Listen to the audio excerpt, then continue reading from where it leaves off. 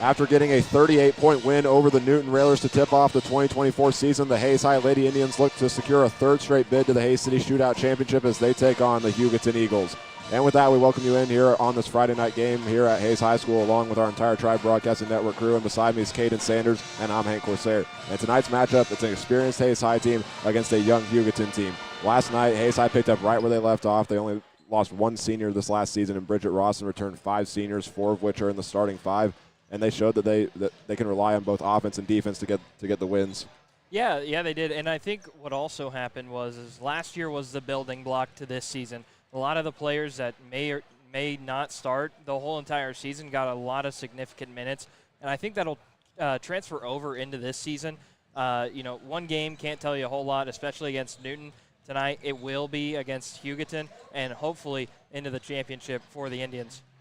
And even despite all the experience that Hayes High has, they learned last night they can rely on the young players, especially with Morgan Armbruster and Jenna Schmeidler, the 2 leading scorers, as Schmeidler in her first high school game scored 21 points. And Hayes High also with Zoe Winter in the starting lineup able to lead, was the leader for the team in rebounds, and and a lot of the underclassmen also played a big role on defense. Yeah, I think the underclassmen are going to always be something that you rely on in key situations, especially in the first game. You get a big lead, you might as well use them while you have them and kind of get some minutes for them. And for Schmeidler getting 21 points, that's a great start to her career. Can't wait to see what she brings tonight, especially against a Hugoton team that is going to be a really quick team. Their experience, they will put a lot of pressure on the Indians tonight, so it'll be interesting to see how the underclassmen show up tonight. And we mentioned the senior class, and when you're a senior in high school, you always have bucket list games. And for these Hayes High seniors, I would assume the shootout is on their bucket list. In their time here, they've kind of struggled to break down that last barrier. In their first year, they had the first-round loss at TMP, and in their last 2 years, they won in the semifinals on the winner's side against Washburn Rural, and just have came up short in the championship game 2 times. Golden opportunity tonight. Yeah. When I was a high schooler, and you know this, Hayes High wasn't great at women's basketball. It was a couple years before my time that we were going to the championship. So it's great to see that Hayes High is being able to build their program back up and be able to go to the championship. But for the Hayes High Indians, they're going to have to get over that barrier. They've gotten through the hump of getting into the sub-state final. And so what needs to happen there is tonight they're going to have to rely on the upperclassmen being able to pass the ball really well and also keep their level head into this one. It should be an interesting matchup tonight, and we'll take a look at both teams and also get starting lineups when we come back. This is Hayes High Basketball on the Tribe Broadcasting Network. Attention drivers and passengers. Your safety is paramount. Buckling your seatbelt is one of the simplest and most effective ways to protect yourself on the road. In the event of a crash, seatbelts can reduce the risk of serious injury by up to 50%. So whether you're commuting to work or embarking on a long journey, make sure everyone in the vehicle is secure. Remember, seatbelts save lives. It's not just a good habit, it's the law. So click it or ticket.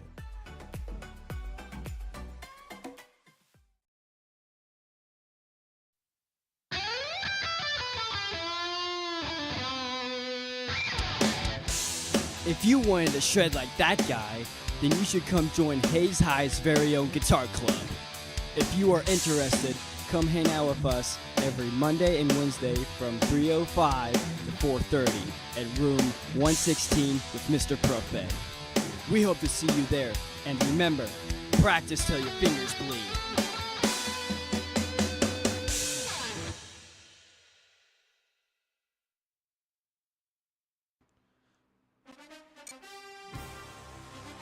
Wrestling fans, get ready. Tuesday, December 12th, Hayes High hosts Salina Central for boys and girls JV and varsity wrestling duel.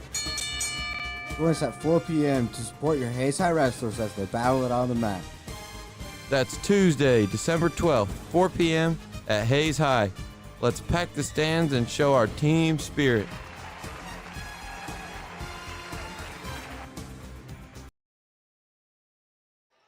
Back here at Hayes High School on the pregame show as the Hayes High Lady Indians get set for their shootout semifinal matchup against the Hugoton Eagles. And before we take a look at both teams for tonight's game, we're going to get you an update on the shootout bracket. Starting on the girls' side, there have been 2 games played on each side. Starting here at Hayes High, Life Prep against Olathe West. This was a very competitive game close to the end, but Life Prep jumped out to the early lead 32-5, and they prevailed to secure a spot in the championship tomorrow at 5 here at Hayes High School. And Olathe West will play for 3rd place. And Manhattan gets a 53-32 win over TMP, and they'll play in the 4th place game at HMS at 1:30. And TMP will be up at 10 a.m. tomorrow morning for the 7th place game, which is also at HMS. And there have been 2 games concluded on the boys' side as well. A little bit ago, Blue Valley Northwest and Sunrise Christian. This was a back-and-forth game, but Blue Valley Northwest prevails by a final score of 59-50. And we'll play here at Hayes High School at 7 o'clock tomorrow, and Sunrise at 3:15. And then Life Prep, after losing to Blue Valley Northwest, the defending champs of the shootout, get a win over Manhattan 54-49, and we'll play at HMS at 3:15 tomorrow. Now we'll take a look at both teams, and we'll start off by looking at what Hayes High did last night. They led from start to finish and won against Newton by a final score of 67-29. And the Lady Indians got their offense started early as they showed a lot of improvements in multiple different areas, leading 14-2 midway through the first quarter and 21-6 at the end of the quarter as well. And throughout the game, Hayes High didn't take their foot off the gas, extending their lead throughout the game, leading by 19 at one point in the second quarter, 30 points midway through the third quarter, and in the end scoring all 3 points in the fourth quarter to secure a 38-point season-opening win. And throughout the game, we talked about the ceiling for this Hayes High team and how they can compete down the road. And what we saw last night was that Hayes High has shown improvement on both offense and defense with a bunch of notable performances. The star of the show was Molly Martin, who broke Hayes High's career steals record that was previously held by Savannah Schneider with 165. And freshman Jenna Schmeidler, in her first game of her high school career, had 21 points off the bench, and as she led the Lady Indians in scoring. And Morgan Armbruster finished as the other Lady Indian in double figures with 14. So if Hayes High does what they did last night, they can expect to be playing here at Hayes High School at 5 o'clock tomorrow night for the championship. But now we take a look at Hugoton. The Eagles went 6-14 last season and only returned 9 players this year, which includes 3 seniors and 3 freshmen. But they didn't let anything bother them in the first round yesterday, defeating an Olathe East team 41-35 with some tough defense against a 6A team. So this is another team that the Lady Indians are facing that could be labeled as unpredictable because of the fact that the Eagles just have 9 players and are under the direction of a new coach in Jeff Ramsey after 6 seasons with Emmanuel Adigan, and moving on from Gentry Slocum after just 1 season as he led the Eagles to just their 3rd losing season since 2010. And even though they lost their only Great Western Athletic Conference selection, Abigail Slocum, they have young players that can help the team just like Hayes High. Hugoton's highlighted players in yesterday's game against the Hawks were freshman Amiley Lewis, that led with 22 of the team's 41 points, and Natalie Villegas getting 11 points and 3 3-pointers as well. So that'll do it for our team rundowns, and we'll take another break and get our starting lineups when we come back. This is Hayes High Basketball on the Tribe Broadcasting Network. Hello, everyone. It's Hank Corsair, your voice of Hayes High Athletics on the Tribe Broadcasting Network. We want to thank you all for tuning into today's game, and we want to remind you all that Tribe Broadcasting is your home for exclusive coverage of Hayes High Athletics with live video of games, team hype videos, features in the monthly news, and so much more.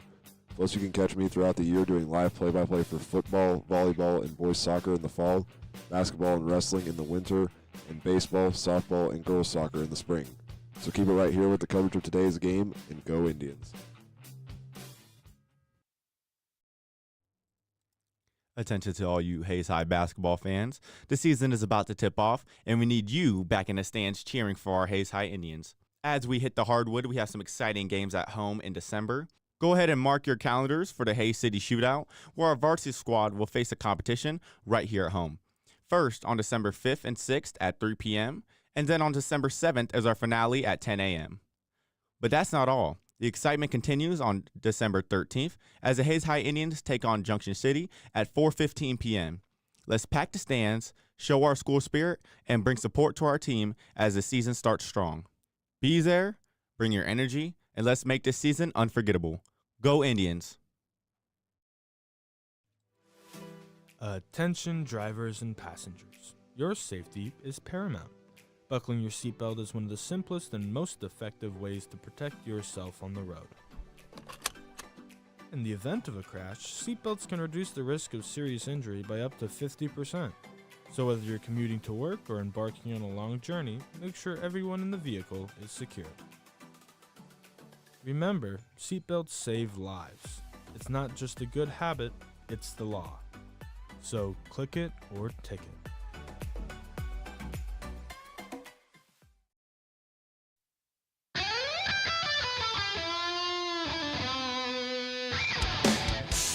If you wanted to shred like that guy, then you should come join Hayes High's very own guitar club. If you are interested, come hang out with us every Monday and Wednesday from 3:05 to 4:30 at room 116 with Mr. Prophet. We hope to see you there, and remember, practice till your fingers bleed.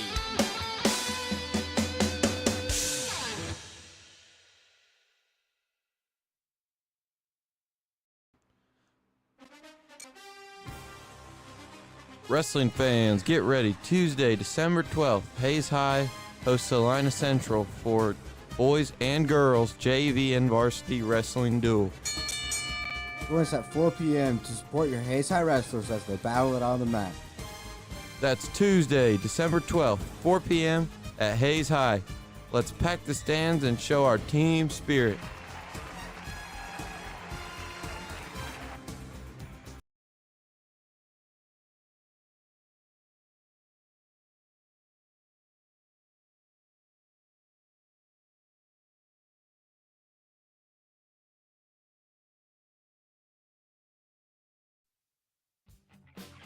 Hello, everyone. It's Hank Corsair, your voice of Hayes High Athletics on the Tribe Broadcasting Network. We want to thank you all for tuning into today's game, and we want to remind you all that Tribe Broadcasting is your home for exclusive coverage of Hayes High Athletics with live video of games, team hype videos, features in the monthly news, and so much more. Plus, you can catch me throughout the year doing live play-by-play for football, volleyball, and boys soccer in the fall, basketball and wrestling in the winter, and baseball, softball, and girls soccer in the spring. So keep it right here with the coverage of today's game, and go Indians.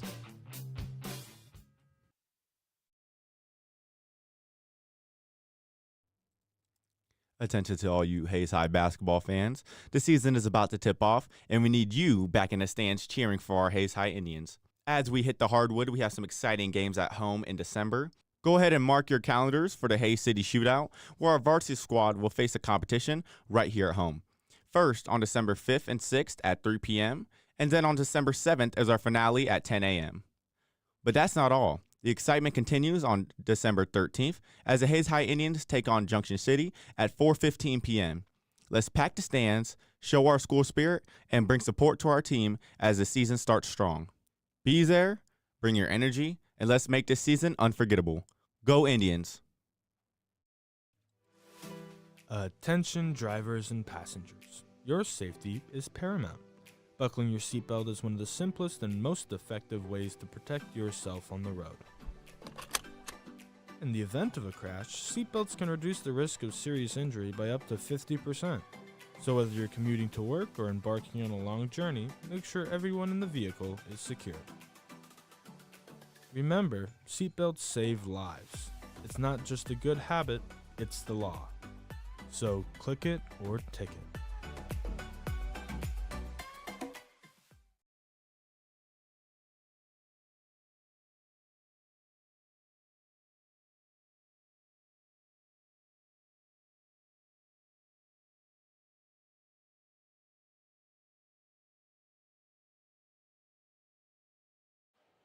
We welcome you back to Hayes High School on the pregame show. Before we get to our starting lineups, we're now going to step away as the Hayes High School band plays our national anthem.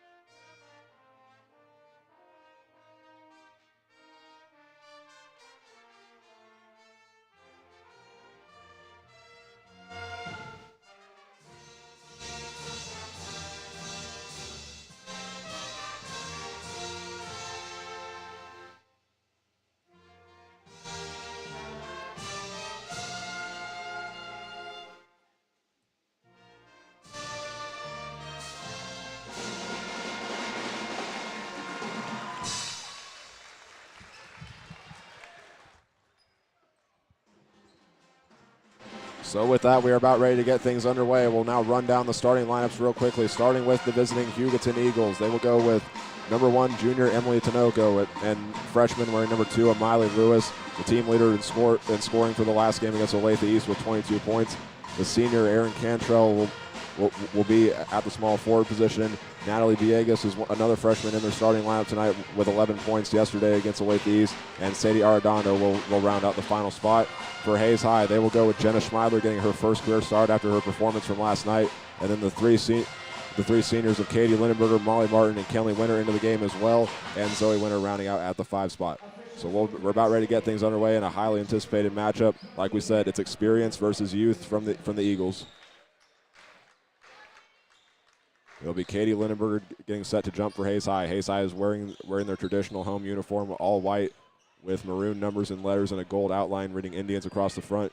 Hugoton is wearing blue jerseys with a white numbers and letters and a red outline. As the tip goes up, it will go to Hayes High's Jenna Schmeidler as they'll work from right to left. She'll drive all the way to the basket, wasted no time as she gets the first points of the game. Yeah, and she did a really nice job with the Euro step to get the points there for the Indians. Bringing it up the floor for the Eagles is Lewis, tightly guarded by Kenley Winter, and Molly Martin gets another steal. She'll go on the fast break on the right block with the layup, and it's good.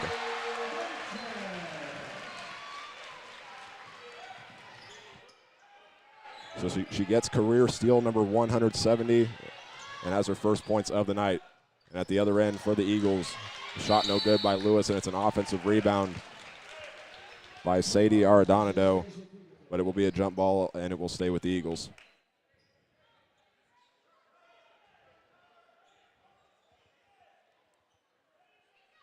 The inbound formation for Hugoton. They'll put two on each block and also have 2 bunched up at the free throw line in the inbound coming from number 1, Emily Tinoco.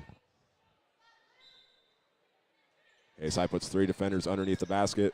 They'll look for the throw-in. Hayes High continuing to play tight defense. They're able to get it into Villegas. Ball on the ground, and it's another jump ball, and this time the arrow will go to Hayes High. We'll get it back with 7:18 to go here in the first quarter. And again, we're seeing Hayes High play some tight defense. It was one of their biggest keys last night against Newton. Yeah, and we saw 3 Indians right in the corner trying to jump the ball right away. Kenley Winter receives the pass from Jenna Schmeidler in the right corner. She'll throw a cross court. Molly Martin left corner 3 on the way. All court! Yeah, and that was a great pass for the Indians, and Winter to get it in across the court. They thought it was going to be thrown out of bounds, but instead it stays in, and Molly Martin sinks it.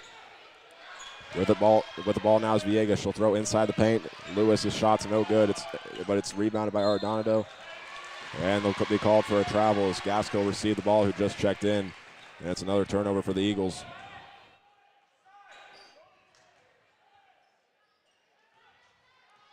Schmeidler will bring it up the floor off the inbound from Molly Martin as she passes midcourt and gives a bounce pass over to Martin as those two will go back and forth. She'll fall to the floor, and now Kenley Winter able to recover it. She'll pass over to Molly Martin on the left wing. Up inside into the paint for Katie Lindenberger. Kicks out. Kenley Winter takes one dribble, and now will throw it back to Martin. She'll drive all the way to the basket on the left block, and the layup's good. Yeah, Molly Martin does a really nice job of assessing if she needs to take a 3 or if she's going to need to drive, and she drove when she needed to. She has 7 of Hayes High's 9 points so far, and the Indians 4 for 4 from the field to start this game. And the ball goes out of bounds. The pass was intended for DNA or Menderes. And the inbound will go from Tinoco. She throws it to Miley Lewis, and Kenley Winter will run into the backcourt trying to steal it. Lewis was just letting it roll back, and now she'll run up court and try a 3 from the top of the arc. It takes a bounce off the front of the rim. No good. And Zoe Winter's got her first rebound of the night. With it now is Schmeidler. She goes from the left wing, drives all the way to the basket, and she gets another layup to go. And Hayes High's got an 11-0 lead to start the game with 5:54 to go, and a timeout called by the Eagles. And the Indians are doing a really nice job putting pressure on Hugoton. What you're seeing is that, yes, there's only been 1 3, but also at the same time they've been attacking the paint. They've done a really nice job with it with the guards.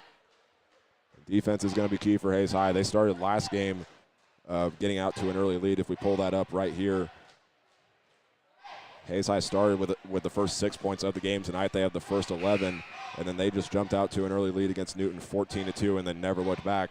And they're doing that again, trying to set up a matchup with Life Prep tomorrow. Yeah, and right now Hayes High shooting 100% from the floor so far. Hayes High will keep the same group on the floor of Schmeidler, both winners, and then Martin and Lindenberger. And Hugoton will keep their same group out on the floor as well. It's the starters of Tinoco, Lewis, Villegas, and Arredondo, and then they also put Farrah Gaskill in the 5'9 sophomore. The inbound goes to Lewis. Hayes High has 2 players in the backcourt playing defense. Lewis will go against Kenley Winter. She passes midcourt. And now Winter poked it free for a moment, but Lewis able to regain it. She'll go back towards that left side, trying to drive to the basket, kicks it into the left corner. Gaskill drove inside and will try it off the backboard. It takes 2 bounces, no good. And Hayes High's got another rebound from Molly Martin. Throws it up court to Winter. Now Martin gets it back as she stands on the H of the midcourt logo. And Winter tried going inside to Katie Lindenberger, but it's no good. And the Eagles will get it back. Now an entirely new group coming on the floor for Hayes High. Morgan Armbruster, Riley Dreher, Annie Humphrey, Molly Buckles, and Lindsey Canick all checking into the game now to give the starters a rest. Also, or correction, there will not be any substitutions from Hugoton. Hayes High will play back this time. Again, they had two players playing in the front court on defense the first time around, but now Gaskill will throw it over to Lewis, being guarded by Dreher. Now she'll drive into the paint, stop, and we'll go take 2 steps and try the layup, and she gets it to go for the first points of the game for the Eagles. Well, and that was a great job, too, backing her defender down and shooting over. Canick receives the pass from Annie Humphrey, and now it's a steal on the fast break by Villegas. She'll go all the way to the basket, and Canick blocks the shot, but she'll be called for a foul as Villegas kind of slowed down on the right block, and then Canick swatted it out of the way. But the Eagles will go to the free throw line for the first time tonight.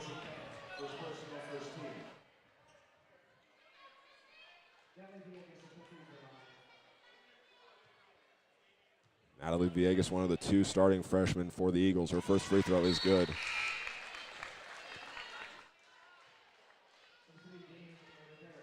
We'll make a substitution. Sadie Arredondo will check out of the game, and so will Farrah Gaskill. They'll bring Morgan Niehaus into the game for the first time as well. The second free throw for Natalie Villegas, no good. And the rebound is from Riley Dreher.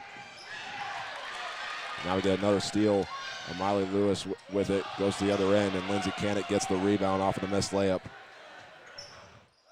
Throw up court, Morgan Armbruster will receive the pass in the right corner. She had to regain herself. Now she loses it. Emily Tinoco comes out with the steal. The pass up ahead underneath the basket. Villegas pump fakes and then tries it. That one's no good. Riley Dreher's got her second rebound of the game, and we're going to get a foul. Some fast-paced basketball so far. That's something we saw from Hayes High yesterday, and it really fits their style of play. I think for both teams right now, especially, well, now that the second string kind of came out, the starters needing to really work on passing the ball. They were able to do that, but keeping their defense in check. Kenley Winter will get double teamed after she fumbled the pass. But Hayes High will keep possession on that far block. It'll be Kenley Winter inbounding it. Hayes High will stack 3 and put Molly Martin underneath the basket as they wait for someone to get open. Winter gives it into Schmeidler, being guarded by Tinoco. Now she loses the ball. It's on the ground, and we'll probably get another jump ball right here. The possession arrow is to Hugoton, so they will get the ball back. It's 4:08 remaining here in the first quarter. Hayes High with an 11-3 lead. Hugoton on defense has been able to really work on Schmeidler. She's not keeping the ball really close to her, and they're just able to pick her apart, double team her, if you will, also at the same time, and they're able to get the ball away from her. Miley Lewis will receive the inbound. She just checked back in, had the first 2 points of this game for Hugoton, and she passes it up ahead to Tinoco. Being guarded by Martin. They'll kick it out to Niehaus. Now she'll try a shot from the right side of the free throw line. It's no good, and Zoe Winter comes down with the rebound. Martin goes up floor. Schmeidler with it on the right wing. Thought about going inside, and now will go inside. Drives in. Katie Lindbergh receives the pass, and she gets fouled on the way up, and she'll go to the free throw line.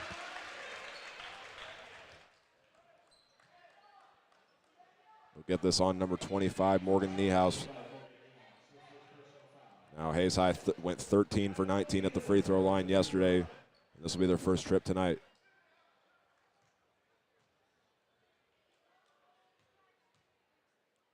Lindenberger puts the first free throw up, and it's nothing but net to extend the Hayes High lead to 12-3.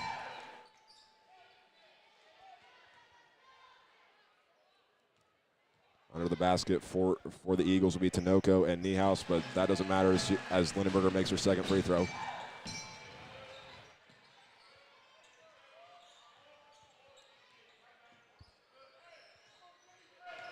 Bringing up the floor now is Lewis. Schmeidler gets screened as she's playing defense. Alfaro drives into the lane, ran into Katie Lindenberger, and then lost the ball. She tries to find someone to throw it to. It's still on the ground. Molly Martin got it, and then Zoe Winter has to dive for the loose ball, and Kenley Winter comes out with it in the end. Martin up ahead. Schmeidler with it. Stops and will try a floater shot. No good. Lindenberger with the rebound, and she gets fouled again, and she's going back to the free throw line. Well, and she does a really nice job of putting herself in great positions under the basket. You always find her under the basket and fighting for the rebound. It's an advantage for Hayes High. They got some players listed at 6 foot, 5'10", and 2 players listed at 5'11". As Lindenberger's first free throw bounces off the side of the rim, it's swirled around for a second, but it's no good.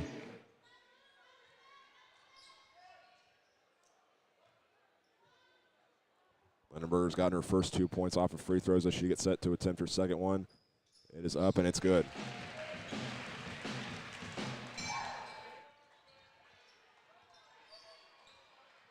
Lewis will inbound it. Again, Hayes High keeping 2 back on defense to try to pressure the Eagles. Lewis will get a screen from Arredondo. Now she'll stop and kick it back out. Alfaro with it over to Niehaus, and now she'll stop, being guarded by Winter.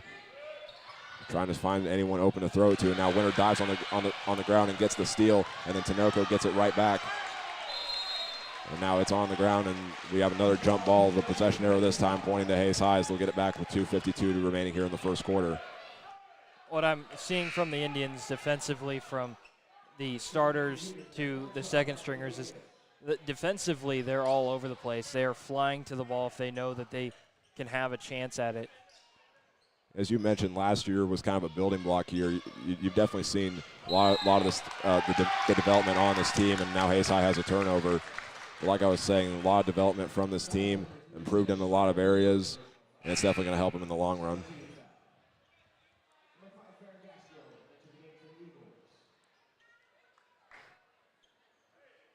That'll be the first foul called against Jenna Schmeidler. It was a charge as she kind of pushed off a little bit near midcourt. Now Lewis with the ball driving all the way into the paint, tries a floater, no good. Lindenberger will get her second rebound of the game. 1 for 9 start from the field for the Eagles. Now Schmeidler being guarded tightly, trying to find someone to throw it to. Martin thought about trying a 3, now we'll give it to Winter. She'll try a 3, and it goes off and no good. The rebound went to number 25, Morgan Niehaus. She has the ball, being guarded by Winter. Kenley Winter comes in to help the defense, and now a three-pointer on the way from Gaskill is an air ball, and Katie Lindenberger's got another rebound. Out the court, Martin driving all the way to the basket, and she gets another layup to go for Hayes High. Yeah, Molly does a nice job going from coast to coast, being able to dribble herself and then taking the layup against the defender. 6 minutes into this game, she's already matched her points from last night where she had 9 against Newton. Now Lewis throws it over to Gaskill. She'll stop, look for someone to throw to. Hayes High still guarding pretty tightly in man-to-man. And Kenley Winter guarding Gaskill. And another steal for Zoe Winter. That's her second of the night. Up ahead to Lindenberger against Gaskill. She'll try the layup. It takes a bounce off the front of the rim and goes in. That was a really nice job by the Indians. Whenever they get a steal, they're always pushing the pace against the Hugoton Eagles, and that's why they have the 18-3 lead. Ball got batted out of bounds, and Hayes High will make another substitution. Quick update of who's on the floor. Morgan Armbruster into the game, and so is Molly Buckles to go with Molly Martin, Katie Lindenberger, and Riley Dreher. Inbounding will be Villegas, and Lewis will take it in the backcourt. Riley Dreher on the defense, guarding the point guard. She'll get screened by Arredondo. Hayes High continuing to play the man-to-man, and now Gaskill will drive off the screen from left to right, and she'll be fouled, and we'll get 2 free throws. With 1:18 to go, it'll be the third and fourth free throw attempt tonight for Hugoton after they went 1 for 2 earlier. The foul will be called against Katie Lindenberger, making that her first and the third team foul for Hayes High. Gaskill, her first free throw takes a bounce off the back iron and no good. And we'll see a substitution here for the Eagles as the junior Emily Tinoco checks back in.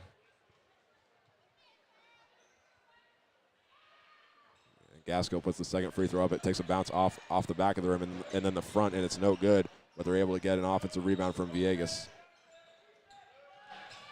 We'll kick it out to Lewis. She'll drive, kick it back to Gaskill in the corner. Now she'll drive, being guarded by Armbruster, throws it across court to the right corner.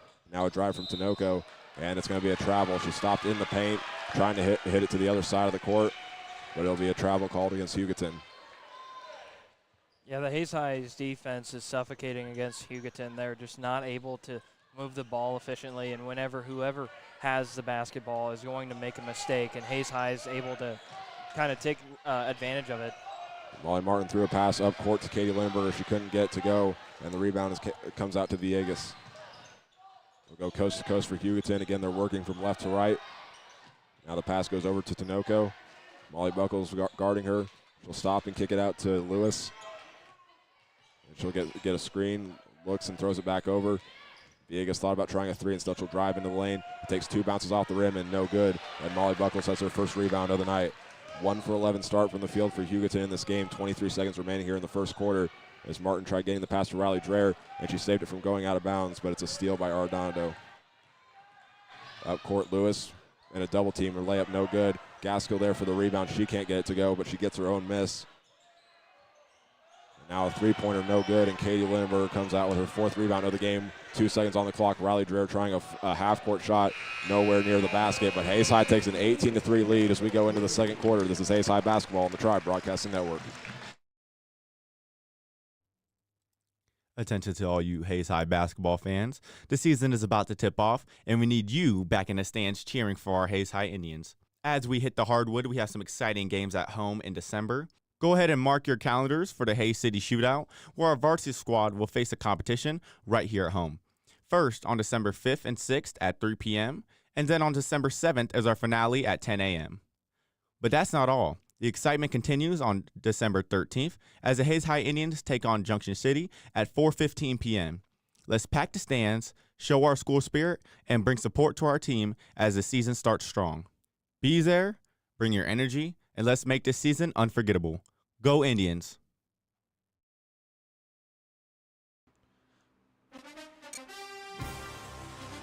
Wrestling fans, get ready. Tuesday, December 12th, Hayes High hosts Salina Central for boys and girls JV and varsity wrestling duel. Join us at 4 p.m. to support your Hayes High wrestlers as they battle it on the mat. Back here at Hayes High School, we're about ready to get the second quarter underway. Hayes High jumping out to a quick 18-3 lead with aggressive defense and able to find the open man, and it's really helped them out so far. Yeah, they have. Defensively, they've been able to hound the ball and the ball carrier a lot more. I think for the Indians, they need to keep doing that, and offensively be more aggressive. You see whenever they go coast to coast, they're able to score a lot more points. Fast tempo has worked for them. They scored the first 11 points, and all Hugoton's 3 points came back-to-back, and then Hayes High got the final 7. As Emily Tinoco will start with the ball for Hugoton, and she'll kick it out to Villegas. She'll drive, being guarded by Schmeiler, and kick it out to Gaskill. She'll drive, and we'll try a floater on the right side of the paint. No good. And the rebound goes out to, I believe it's number 12, Natalie no correction, it's Sadie Arredondo that came out with the rebound, but she traveled at the end of the play. So Hayes High will get it back. Morgan Armbruster on the floor, inbounding it to Jenna Schmeidler. Also out for Hayes High, Zoe Winter, Riley Dreher, and Molly Buckles. As Dreher has the ball, she'll drive, and will guarded by Lewis. She'll kick it out to Zoe Winter on the right corner on a baseline drive. She tried throwing it inside to Molly Buckles. Instead, it will get batted away, but Morgan Armbruster recovers it. Schmeidler looking, trying to find someone to pass it to. Inside the paint to Molly Buckles, goes right through her hands, and it's another turnover for Hayes High as they'll give it right back to Hugoton. Had good ball movement, but Buckles just couldn't handle it at the end of the play.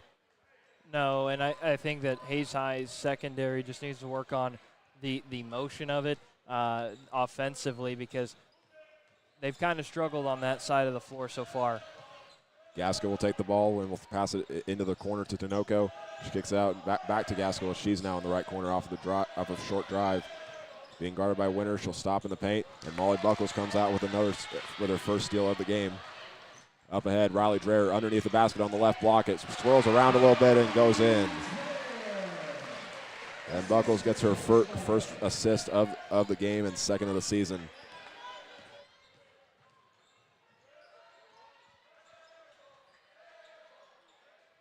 Hugoton will work with it in the left corner.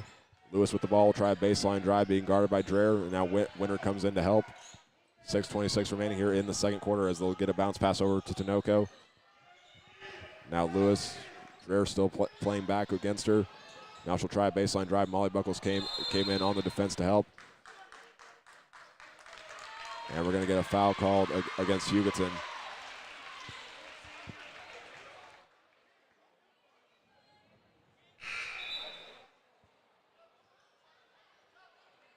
So we'll see some substitutions here for the Eagles. Morgan Niehaus, the 5'7" freshman, comes back into the game in place of Gaskill. And Hayes High will keep their same group on the floor.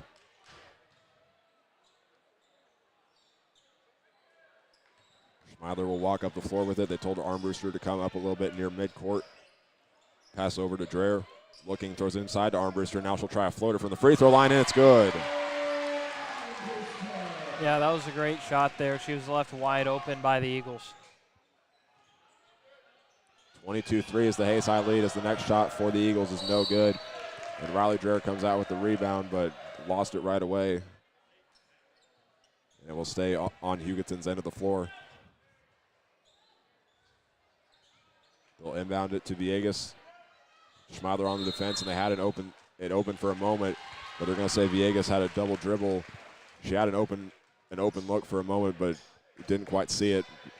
And then Hayes High's going to get it back off the double dribble. Schmeiler works it past midcourt. We're starting to see a little bit of zone coverage now from Hugoton as Winter gets the ball, throws it inside the paint to Molly Buckles. She gets the layup to go, but they're going to wave the shot off and say it was on the floor. So that's the first foul for either team in the second quarter, and they're going to get it on number 1, Emily Tinoco.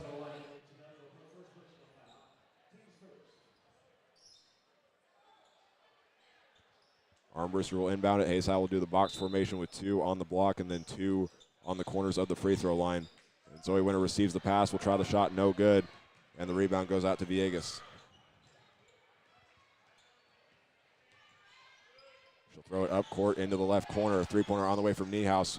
Off the side of the rim, no good, and then Villegas comes in again and gets another rebound. The floater shot no good from Lewis as they try to break the scoring run, but they're going to go to the free throw line for some free throws as she got bumped after she got the shot off. And they'll get it on number 43, Molly Buckles. And for the Eagles, that's exactly what they needed. Lewis needed to drive in there and get something because no one else has really scored. She's got 2 points for this Eagles squad. She'll try her first free throw. It takes a couple bounces on the edge, but goes in. Now the Eagles 2 for 5 at the free throw line as they get their first points since that midway point of the first quarter.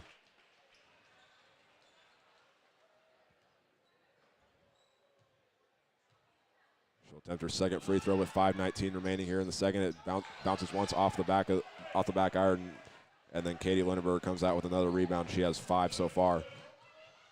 Cross court, Molly Martin will go up underneath. It's no good, but loose ball being fought for, and it goes out of bounds in favor of Hugoton.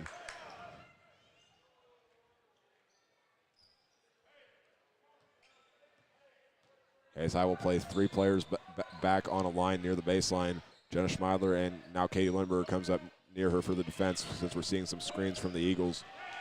Niehaus with the ball being guarded by Winter. Does some moves and almost had it poked free by Schmeidler, but instead they'll kick it back out to Lewis. She'll throw cross court. Villegas faked one way and then went the other. She'll kick it back into the right corner. And now a drive from Arredondo as she's trapped by Winter and Lindenberger. And now Kenley Winter will be on the defense, and we're going to get another travel call against Villegas. And Hayes High is going to get the ball back once again. Some tight defenses. We saw some traps and some double teams. But Molly Martin about to inbound it to Jenna Schmeidler for Hayes High to possibly get back to a 20-point lead. Yeah, we've seen this all night. The defense has been everywhere against the Eagles. They can't really do anything against the Hayes High defense. Schmeidler receives it off of a pass from Molly Martin. Looks, bolts it over back to Martin. take one dribble and kick it into Kinley Winter. Now she'll give it to Zoe Winter. She'll drive. We'll do a spin off the backboard, no good. And it'll be another jump ball as it was going right into the hands of Arredondo. Katie Lindenberger came in at the end of the play. And the possession arrow is pointing to Hayes High, so it'll stay on their end of the floor. Martin will inbound, and Hayes High will go back to the box formation. We said it's two on the block and then 2 on the edges of the free throw line. Martin receives a pass, top of the arc, 3 on the way. Takes a couple bounces and goes in. And Molly Martin, I've watched her throughout her entire career. The top of the key is where she's most deadly, especially on the wing as well. She just has a really nice game. First Indian into double figures tonight with 12, and now with the ball for the Eagles is Villegas. She'll throw it over and find Niehaus. Drove in against Winter. Now Lindenberg comes in on another trap, but she threw it off of Lindenberger's leg, and it will stay with the Eagles.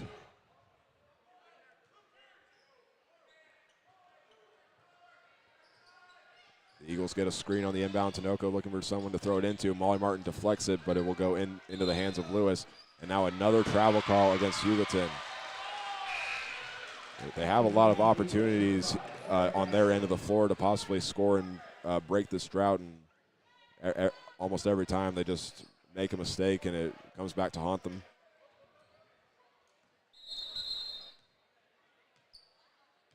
We're going to get a timeout from the officials.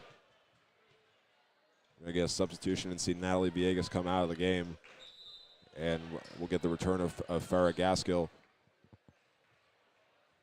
And we're also going to get a 30-second timeout, so we'll keep it right here and discuss what we've seen so far. So Hayes High with the tight defense and being able to find the open man underneath has contributed to this lead. It's kind of like what we saw in the boys' game where it's scoring in patterns. So Hugoton scored 3 after Hayes High scored the first 11. And it's whoever's able to take advantage kind of runs with it, as they had the 22-3 lead, and now it's extended 25-4 off the Molly Martin three-pointer. Yeah, and offensively, Hayes High has ran in spurts with it. Defensively, they've been strong all night. I'm really excited about this, especially because you're in the semifinal game. You know, the competition is going to be tougher. They've been able to blow out 2 teams at this point already through a game and a half almost, and so for the Indians, just keep putting on pressure, and then tomorrow possibly see life prep. Hayes High will keep their starters on the floor.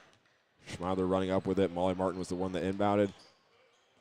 Schmeidler now getting double teamed. She'll run to the left wing and drive all the way into the paint. It's off the front of the rim, no good. Rebound still loose, and Niehaus comes out with it. After getting the rebound, she gives it over to Lewis. Now she'll throw it to Arredondo as they just work it around the arc. Tinoco, a bounce pass over to Niehaus. The Eagles now have it on the right wing, looking for someone to throw it to. They find Gaskill. And Niehaus being guarded by Kinley Winter as she's able to get a steal, and we're going to get an offensive foul against Hugoton before the steal occurred. They'll call it against number 5, Farrah Gaskill, making that her first of the game and the second team foul this quarter for Hugoton. 3:09 remaining here in the second quarter. Schmeidler still getting double teamed, and she'll throw it up court to Winter. So we're seeing the zone defense where they'll get a double team if they have to, as Katie Lindenberger receives the pass underneath the basket and gets another layup to go. Yeah, Lindenberger makes that play look easy. Her and her brother used to make that play their specialty. Rely on the defender and then kind of spin left or right, whatever they're going to give them. With it now is Arredondo. And Tinoco will drive after getting the pass at the top of the arc. Kinley Winter continuing to play tight defense. Now they'll go in the paint to Lewis. She'll kick it out into the left corner. And we're going to get a foul called against Hayes High as Lewis fell to the floor after she passed the ball. They'll get it against Molly Martin. It'll be her first and the second team foul for Hayes High. And another substitution for the Eagles, as we'll see Daniela Alfaro check in for the first time tonight.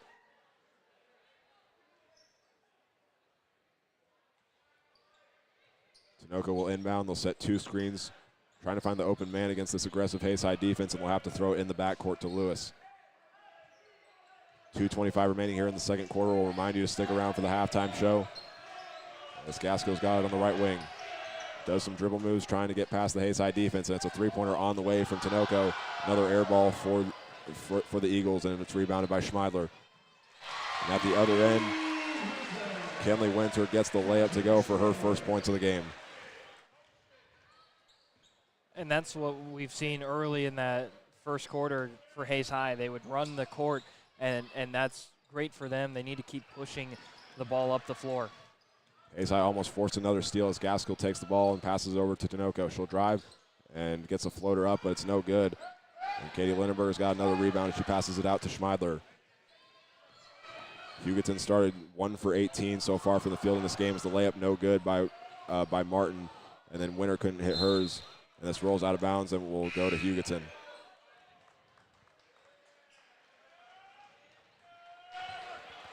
Hayes High will make a substitution. Armbruster, Humphrey, and Dreher back into the game. An update of who's on the floor for the Eagles. It's Tinoco, Villegas, Lewis, Gaskill, and Arredondo. Minute 29 remaining here in the second quarter. Hayes High with a 25-point lead. Gaskill looking for someone to pass it to, finds Villegas, tightly guarded by Humphrey, and now Gaskill got the pass back and will throw it back to Tinoco. Three-pointer on the way from Lewis, and that one's no good. And the rebound being fought for, and it was and it'll be they'll give the rebound to Riley Dreher after another missed three from the Eagles. And then we'll stay with Hayes High as Amiley Lewis went for it out of bounds to try and save it. We'll see another sub come in as Alfaro checks back into the game.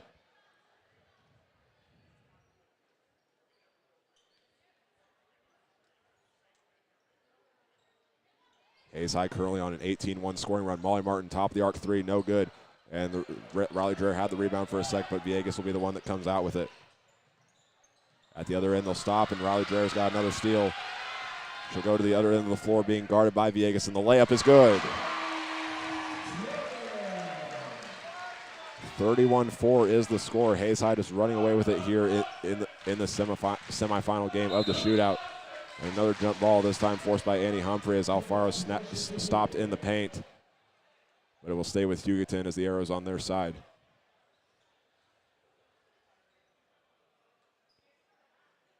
The Eagles will be bunched up together, and they'll kick it out, and Villegas will try a three-pointer, no good. As Lindenberger had the rebound, but it's another jump ball.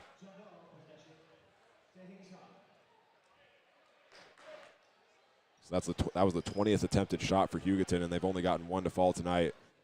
Just hasn't been their strong suit so far in this game. No, it has not. They need to be able to drive more. They've been able to find more success at the free throw line. Armbruster tried throwing it in, but Arredondo deflected the pass and comes out with her second steal of the game. 17 seconds as the Eagles try to score again, and the layup is no good by Tinoco, but she got hit on the arm on the way up. We'll see who they call the foul against. It'll go against number 11, Molly Martin, which will be her second of the game.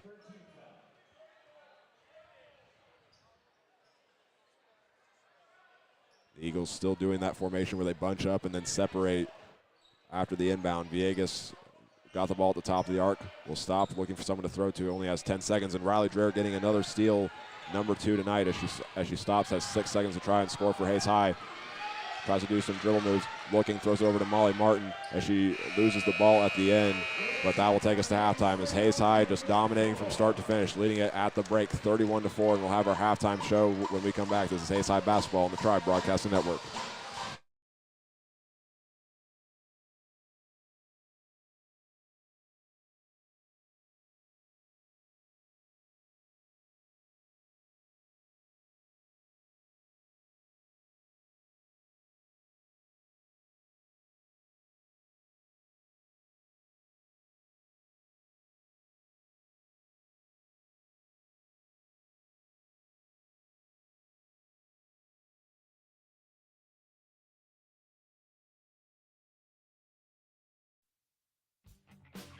Hello everyone, it's Hank Corsair, your voice of Hayes High Athletics on the Tribe Broadcasting Network. We want to thank you all for tuning into today's game, and we want to remind you all that Tribe Broadcasting is your home for exclusive coverage of Hayes High Athletics with live video of games, team hype videos, features in the monthly news, and so much more.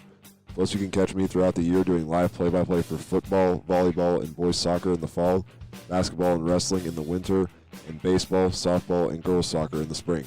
So keep it right here with the coverage of today's game, and go Indians.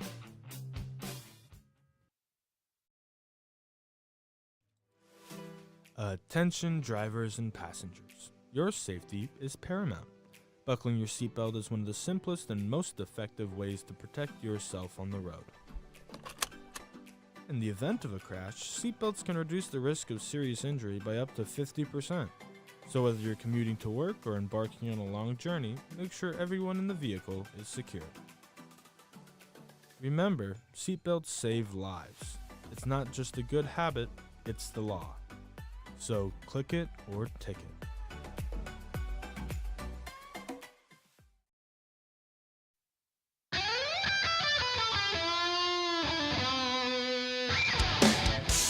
If you wanted to shred like that guy, then you should come join Hayes High's very own guitar club. If you are interested, come hang out with us every Monday and Wednesday from 3:05 to 4:30 at room 116 with Mr. Prophet. We hope to see you there, and remember, practice till your fingers bleed.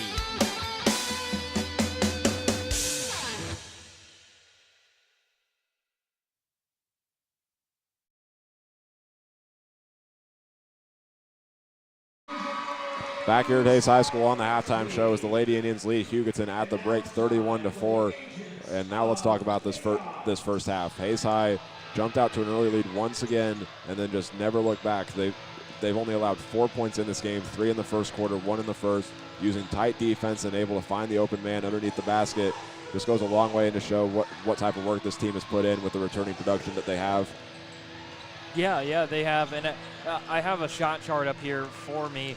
And most of it is in the paint. There's only 5 misses inside the paint. Everything else basically layups for this Indians team. They're shooting 65% from the floor, 2 of 4 from beyond the arc. And so for this Indians team, offensively, they've done really well, and you can't ask anything more of them in the halftime locker room. So we should expect Hayes High to go on to win this game. Let's talk about how they would match up against Life Prep. I was here earlier watching their game against Olathe West. This is a team that has a lot of size and is able to play some tight defense as well.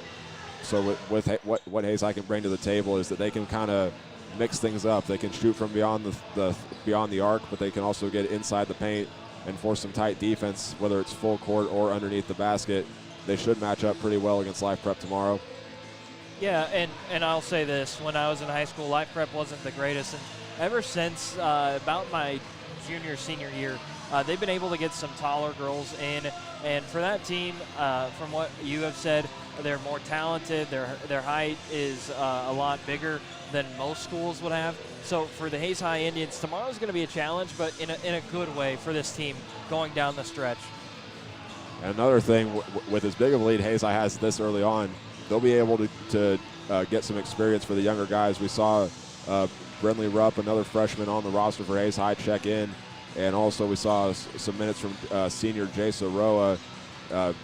It's a perfect opportunity to bring them in a tournament to start the season against some really good competition.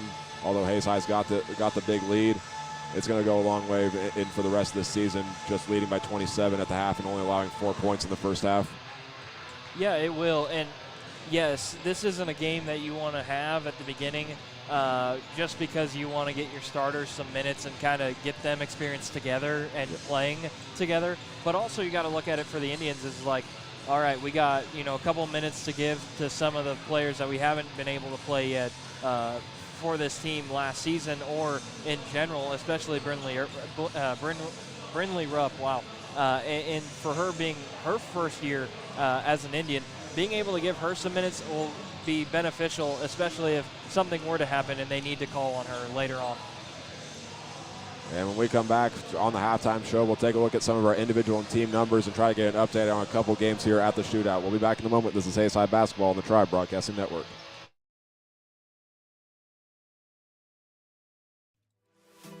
Attention drivers and passengers. Your safety is paramount. Buckling your seatbelt is one of the simplest and most effective ways to protect yourself on the road. In the event of a crash, seatbelts can reduce the risk of serious injury by up to 50%. So whether you're commuting to work or embarking on a long journey, make sure everyone in the vehicle is secure. Remember, seatbelts save lives. It's not just a good habit, it's the law. So click it or ticket.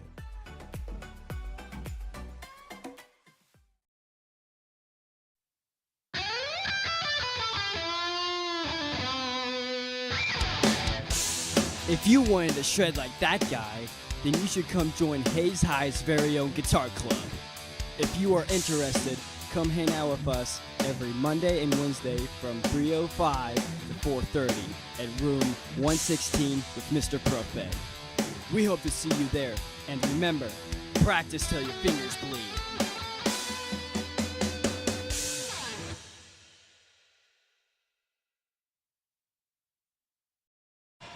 We welcome you back to Hayes High School on the halftime show as the Lady Indians leading at the break 31-4. And we'll now take a look at some of our individual and team numbers. Starting off with Hayes High, Molly Martin, the senior, is the leading scorer and the only player in double figures so far with 12. Right behind her is another senior, Katie Lindenberger, finishing with 7 in that first half.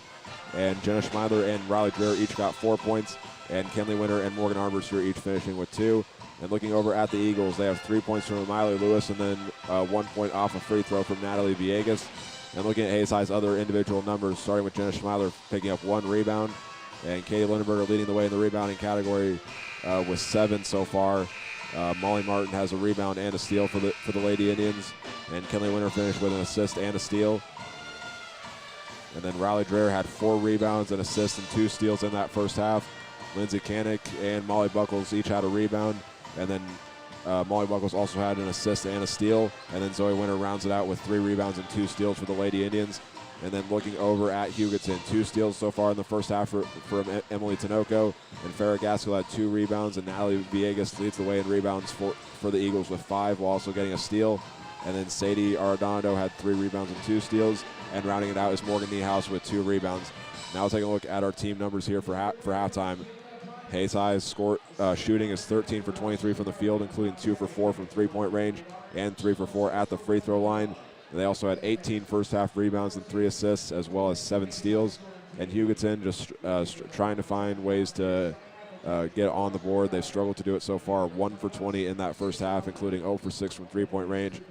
And they've gotten their other 2 points at the free throw line as they are 2 for 6 there. And then Hugoton had also had 12 first-half rebounds and 5 steals. And that'll do it for our individual and team numbers, and we'll try to get an update for you from the game at Hayes Middle School as part of the shootout when we come back. And we'll also have our second half action as well. This is Hayes High Basketball on the Tribe Broadcasting Network.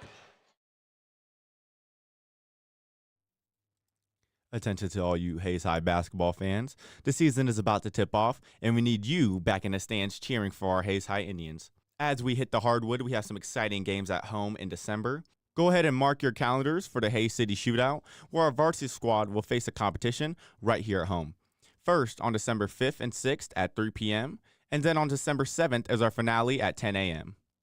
But that's not all. The excitement continues on December 13th as the Hayes High Indians take on Junction City at 4:15 p.m. Let's pack the stands, show our school spirit, and bring support to our team as the season starts strong. Be there, bring your energy, and let's make this season unforgettable. Go Indians!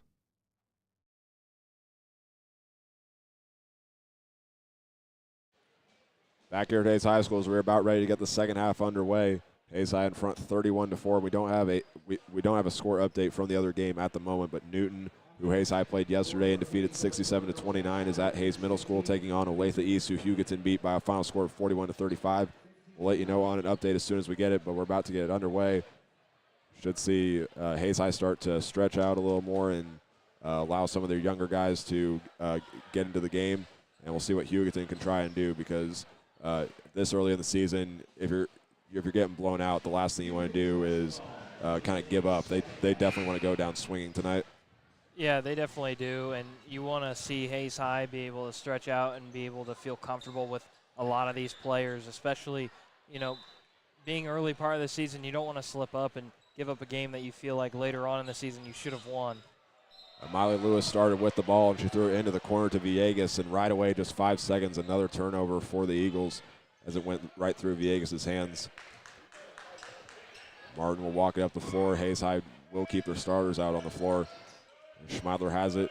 Double team will throw it over to Winter. As she'll drive, look, and throw it across court. Kenley Winter, right corner three on the way. Takes 2 bounces off the rim. No good, but Zoe Winter right there for her 4th rebound of the game. And it'll be a steal as Arredondo will be the one coming out with it for her 3rd of the night. The ball's on the ground now. Tinoco will dive on top of it, but then Kenley Winter comes out with it. She'll go up court. Hayes High outnumbering the Eagles 4-2 on the other end, and Molly Martin's the one that gets the ball and gets her 14th points of the game. Yeah, and for this starting squad, you kind of could tell that they're going to push the pace in this second half. Now another steal from Molly Martin at the other end. She had her arm hit as she went up as she'll go to the free throw line with an and one, and Villegas will be called for the foul.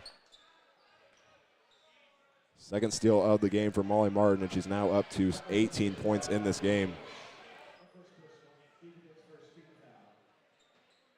Hayes High 15 for 26 from the field, and now will go to the line for their 5th free throw attempt of the game.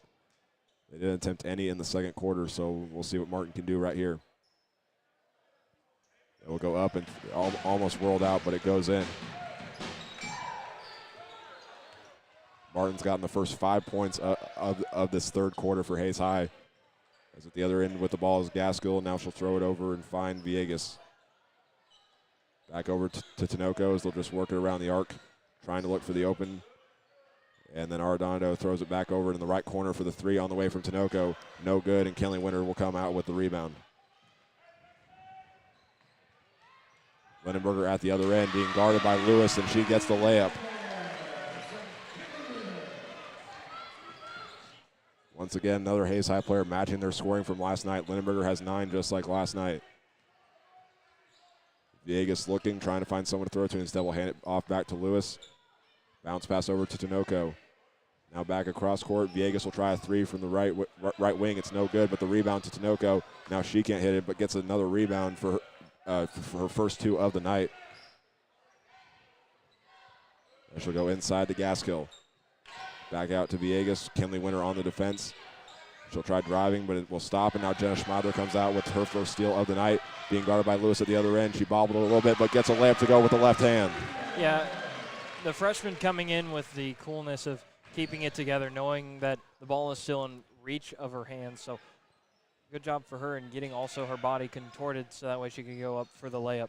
29-1 run for Hayes High as another 3-pointer missed by the Eagles.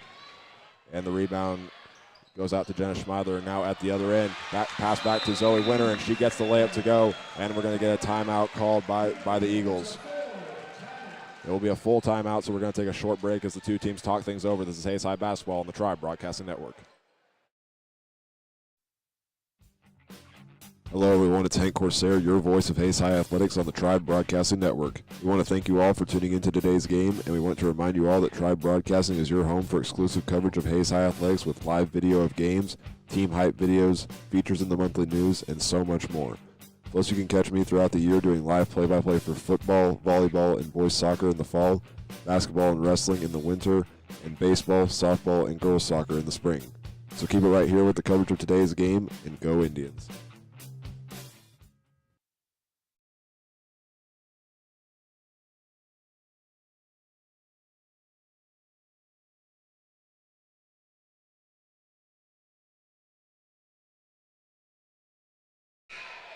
Back here at Hayes High School following the timeout, and Hayes High extending their run once again.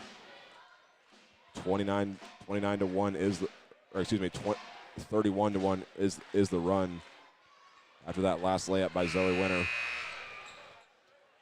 Yeah, and for Hayes High, I mean, they've done a really good job defensively. Hugoton has not been able to do anything, and for the Hayes High Indians, that's exactly what you want to see from them in a game like this. You want to see both offense and defense clicking, especially being that the next game you play is the championship of your own tournament.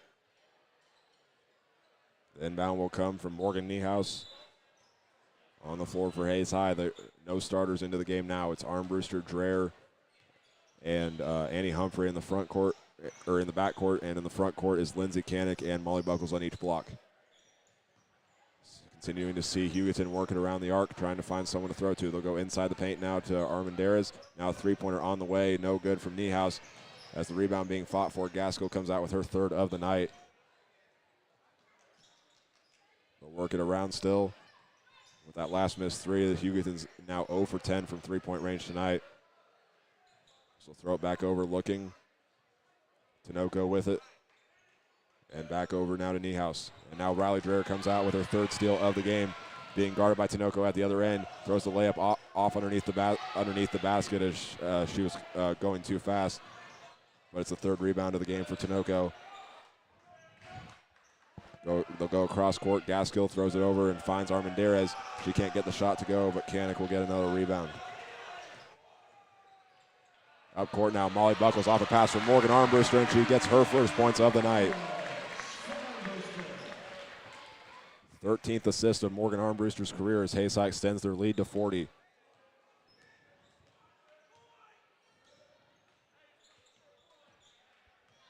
Tinoco with the ball. As they're just working with it on that right side. Kanik deflected the pass away, but it goes right back into Tinoco's hands. Niehaus thought about trying a three on the right wing. She took one dribble and will pick it up and to go inside the paint to Tinoco. She'll try a shot off the backboard, no good. And Gaskill underneath for the rebound, and she gets the basket to break the scoring drought.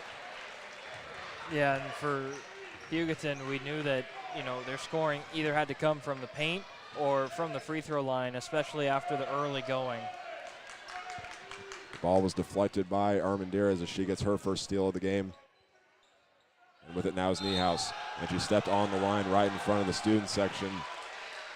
And now they're going to have to give it back to Hayes High, and the student section really starting to pack in now as they try to help out on their part and get both Hayes High teams to the championship game.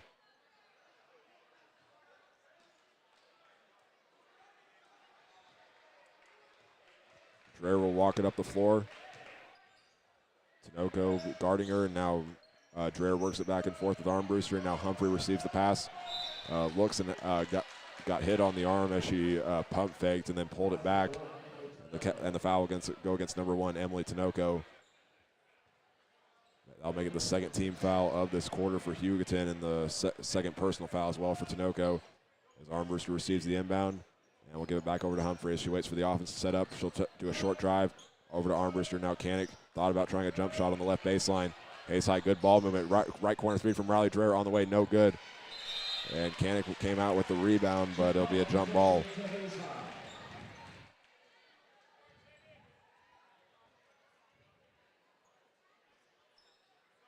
Armbruster will inbound it and throw it to Humphrey. And now Hayes High just working around the arc, a drive in from Dreher. And now Kanik has to throw it back out, and she'll find Armbruster across court now. Humphrey just took one dribble and picked it back up. Again, good ball movement from Hayes High. Right corner jumper on the way, no good from Dreher, and the rebound is out to Gaskill.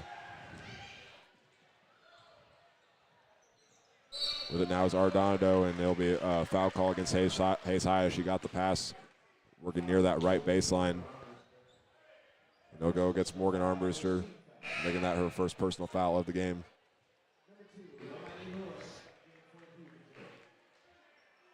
The Eagles will make a substitution as Lewis checks back in, and Alfaro will stay in the game. It will be Tinoco that will come out. The inbound goes to Armendariz. She spins around trying to find someone to throw it to, and Riley Dreher poked it free for a moment, but they're going to get Dreher for a foul, which will be her first of the game.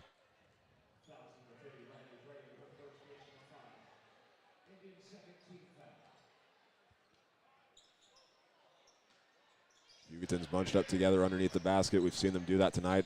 The last inbound play was with the box formation on the block and the free throw line. And Hayes High forces a jump ball, but it will stay on Hugoton's end as they trail by 38 with 2:29 remaining here in the third quarter.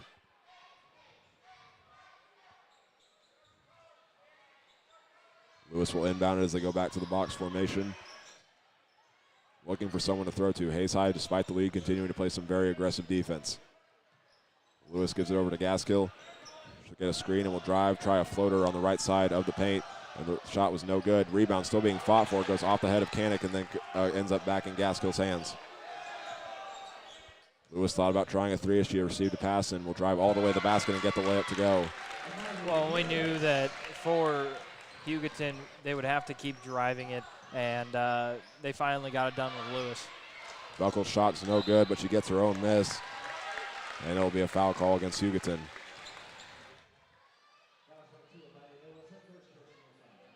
First foul call against the Miley Lewis as Buckles got bumped into. Now Buckles, after having 6 points last night, will go to the free throw line for the first time tonight and is now up to 3 points.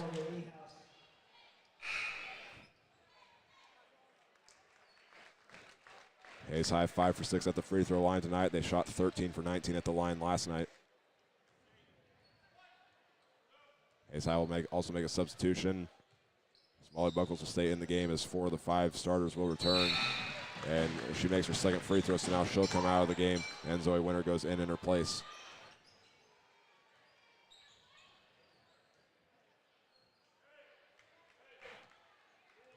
Lewis will walk it up the floor. Just trying to get experience for this young Hugoton team that we mentioned has 9 players, and they lost their only Great Western Athletic Conference selection a year ago, Abigail Slocum. Lewis throws it over and finds Niehauses. They just working around the arc. Haven't seen them go inside in the paint a lot tonight. With it now Villegas, and now a steal from Kenley Winter, her third of the night, and then another steal, this time from Daniela Alfaro for her first of the night. Niehaus stopped before she crossed midcourt, almost traveled with it, and now inside Alfaro as Katie Lindenberger deflects the shot. And another block by Hayes High. I believe it was Lindenberger that got the second one as well.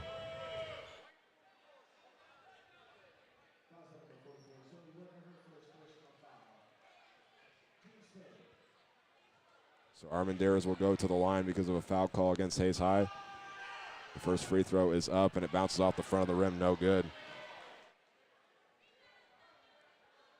Hugoton just hasn't been able to get their shots to fall as we take a look at their shooting numbers. 2 for 7 at the free throw line and 3 for 32 from the field, while also going 0 for 10 from three-point range. And another free throw that's short off the rim and no good. As Molly Martin comes out with her second rebound of the night. She'll stop in a double team and kick it over to Kenley Winter. She looks, spins, looking for someone open, and now gets a tight defense on her, and then Len Melvin will call timeout for Hayes High. It'll be a 30-second timeout, so we'll keep it here. Give you a quick stat update for the scoring for both teams. Leading the way for Hayes High is Molly Martin. After having 9 points last night, she has 19 tonight as she leads the way for the Indians, and right behind her is Katie Lindenberger with 9 at the moment. And in third for Hayes High in scoring is Jenna Schmeidler with 6. So we look over at Hugoton now. They have 5 points from Amiley Lewis, and then Farrah Gaskell has 2, and then Natalie Villegas just has 1 at the moment as Hayes High leads 46-8.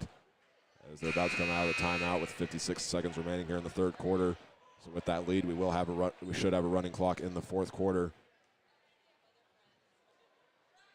Hayes High will keep the starters out on the floor. Give you an update of who's on the floor for Hugoton. Morgan Niehaus, Natalie Villegas, Deannie Armendariz, Amiley Lewis, and then rounding it out is number 20, Daniela Alfaro. Molly Martin throws it back over to Jenna Schmeidler. She goes past 2 defenders, kicks it out to Martin in the left corner. She'll run around the arc and kick it across court. Three-pointer on the way from Zoe Winter as there was 2 seconds on the shot clock. It's no good. And it'll be a shot clock violation against Hayes High. That's their first one of this tournament as Hugoton will get the ball back. I do have to say it's kind of weird seeing the shot clock. Back in my day, we didn't have shot clock. Yes, this is the first year, but this wasn't even dreamed about while I was in high school. Jenna Schmeidler at the other end can't get the layup to go but got fouled. And you're right, it is something new for both teams, but we've seen a lot of teams that run fast-paced offenses to the point that they don't even have to worry about it. No.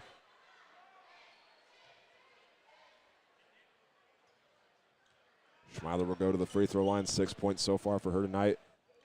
And the 8th free throw of the night goes for Hayes High.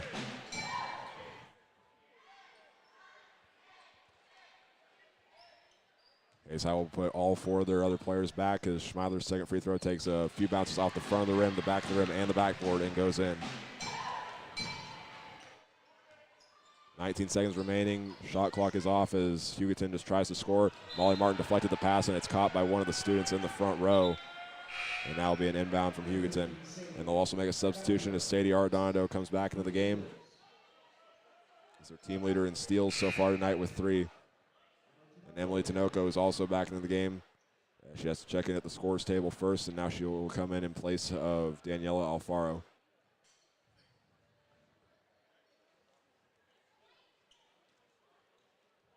"15 seconds for Hugoton to get into double digits for the first time.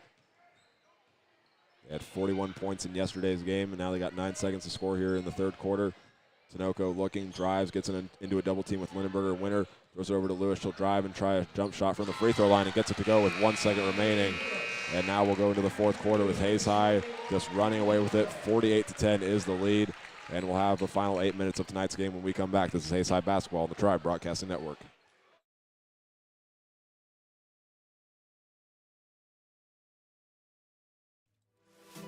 Attention drivers and passengers. Your safety is paramount. Buckling your seatbelt is one of the simplest and most effective ways to protect yourself on the road. In the event of a crash, seatbelts can reduce the risk of serious injury by up to 50%. So whether you're commuting to work or embarking on a long journey, make sure everyone in the vehicle is secure. Remember, seatbelts save lives. It's not just a good habit, it's the law. So click it or ticket.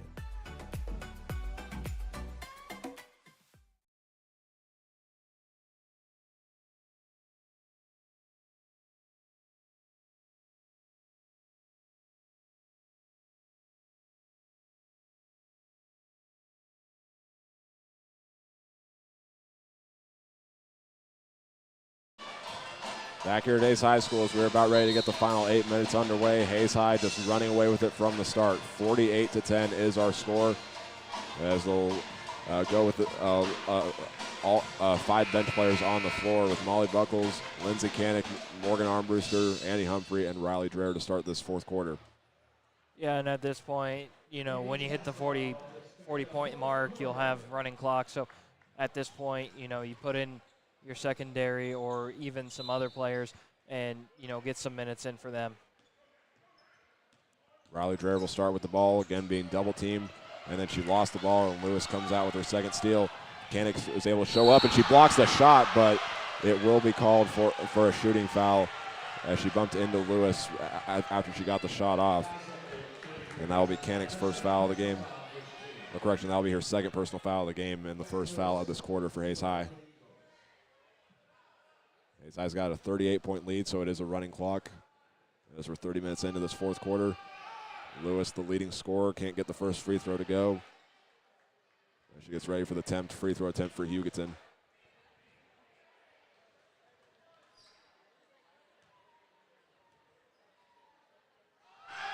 Now her second free throw takes a bounce off the back iron and a bounce off the front of the rim and goes in.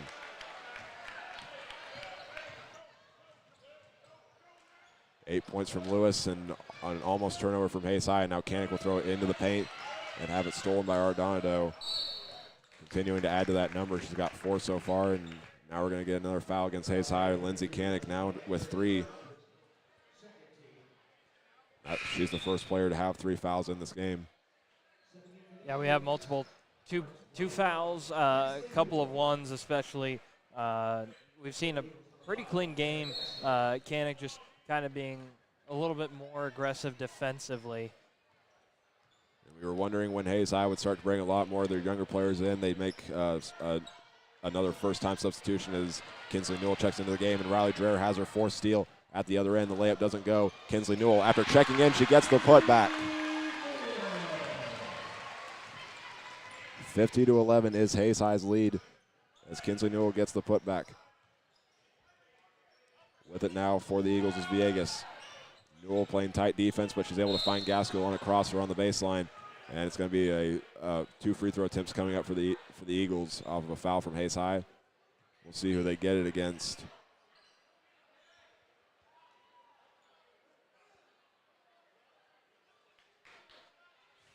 Officials will say it's against number 12.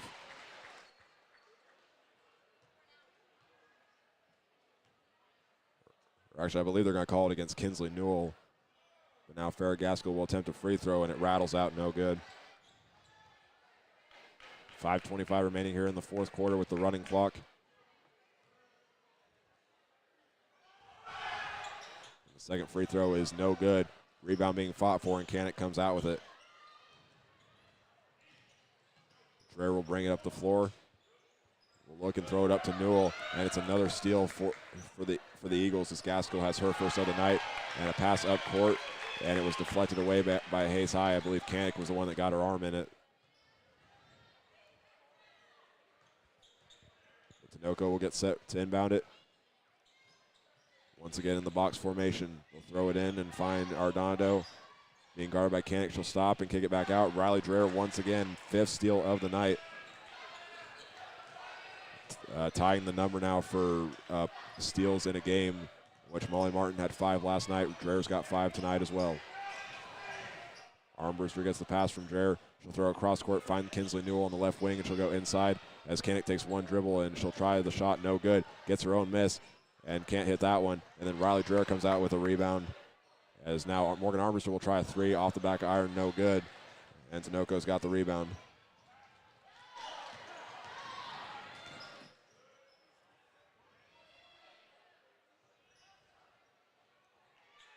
Three-point shot for the Eagles, no good. This one will go out of bounds, and it will be Hayes High ball. See a substitution, and we'll get you an update of who's on the floor. Hayes High will leave Kinsley Newell into the game, but also coming in Liz Cunningham, Brianna Fletcher, Jasa Roa, Rylan Harrington. And now Jasa Roa with the ball. Throw it inside, trying to hit Harrington. She bobbled it. Now a look and try a shot underneath the basket, and she gets the layup to go.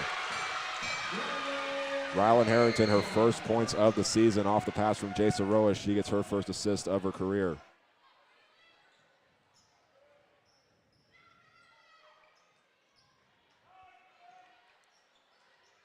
Armanduras with the ball, spinning, and now they'll work it back around the arc once again.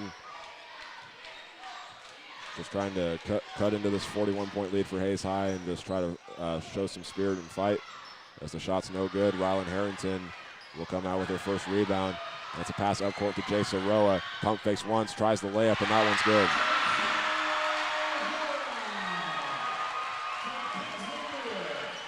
Everyone here in Hayes High really excited for Jasa Roa. The senior hasn't had a whole lot of minutes, got a big shot there for her. Hayes High will get another foul call. This time it's against Brianna Fletcher, who just checked in for the first time tonight.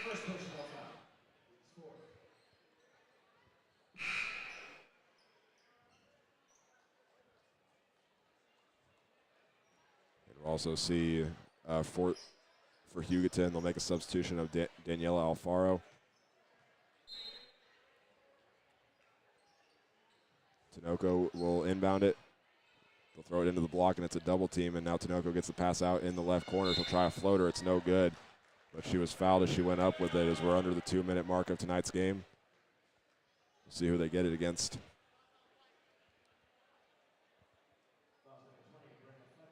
So that's Brianna Fletcher's second foul after just checking in a few minutes ago. Tinoco will try the free throw, and it rattled a little bit, but goes in.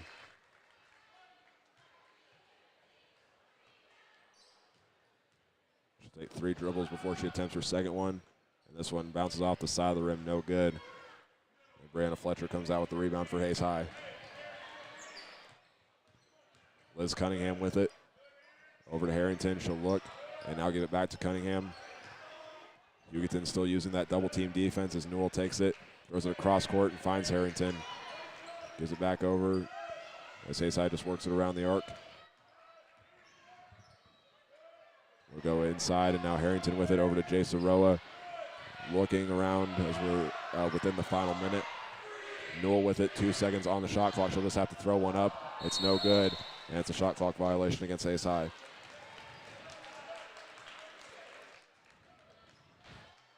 Even despite that miss, just pointing this out of how efficient Hayes High's offense has been tonight. 22 for 44 from from the field after going 23 for 60 in last night's game.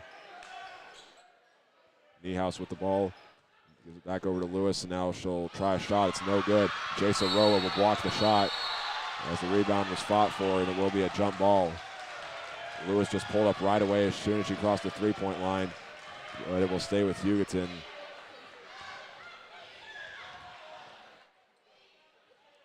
Ten seconds remaining as it's still the running clock. The Eagles bunch together, now disperse.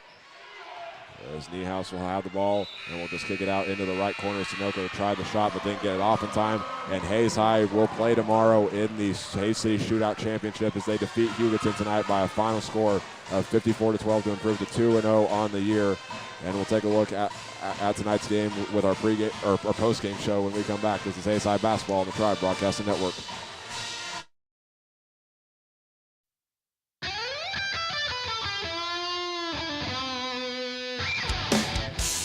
If you wanted to shred like that guy, then you should come join Hayes High's very own guitar club. If you are interested, come hang out with us every Monday and Wednesday from 3:05 to 4:30 at room 116 with Mr. Prophet. We hope to see you there, and remember, practice till your fingers bleed.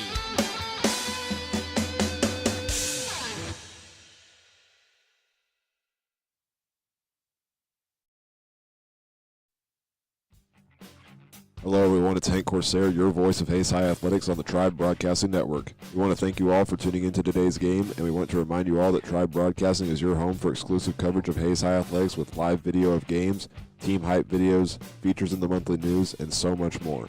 Plus, you can catch me throughout the year doing live play-by-play for football, volleyball, and boys soccer in the fall, basketball and wrestling in the winter, and baseball, softball, and girls soccer in the spring. So keep it right here with the coverage of today's game, and go Indians.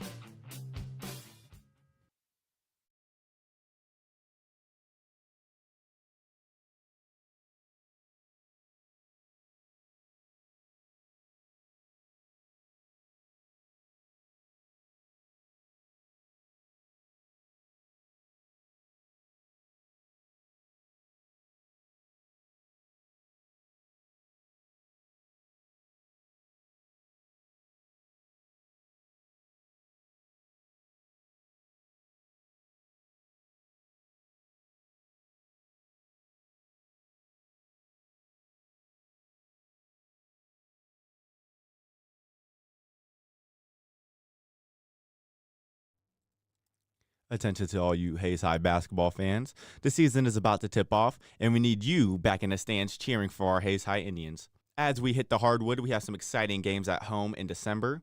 Go ahead and mark your calendars for the Hayes City Shootout, where our varsity squad will face a competition right here at home. First, on December 5th and 6th at 3 p.m., and then on December 7th is our finale at 10 a.m. But that's not all. The excitement continues on December 13th as the Hayes High Indians take on Junction City at 4:15 p.m. Let's pack the stands, show our school spirit, and bring support to our team as the season starts strong. Be there, bring your energy, and let's make this season unforgettable. Go Indians! Back here at Hayes High School on the postgame show as Hayes High gets the win to secure their spot in the Hayes City Shootout Championship, defeating Hugoton by a final score of 54-12. Just looking back at this game, I said it during the halftime show, and I'll say it again. Hayes High just suffocated Hugoton with defense, and then able to take advantage of what Hugoton gave them, and able to turn it into points, whether under the basket or beyond the perimeter. It just worked out all in Hayes High's favor tonight. Yeah, I think offensively, defensively, some of the stats that you don't really see a whole lot, especially in the high school ranks, really was in favor of Hayes High. One thing that I would like to note is 11 steals is what I had, probably a lot more.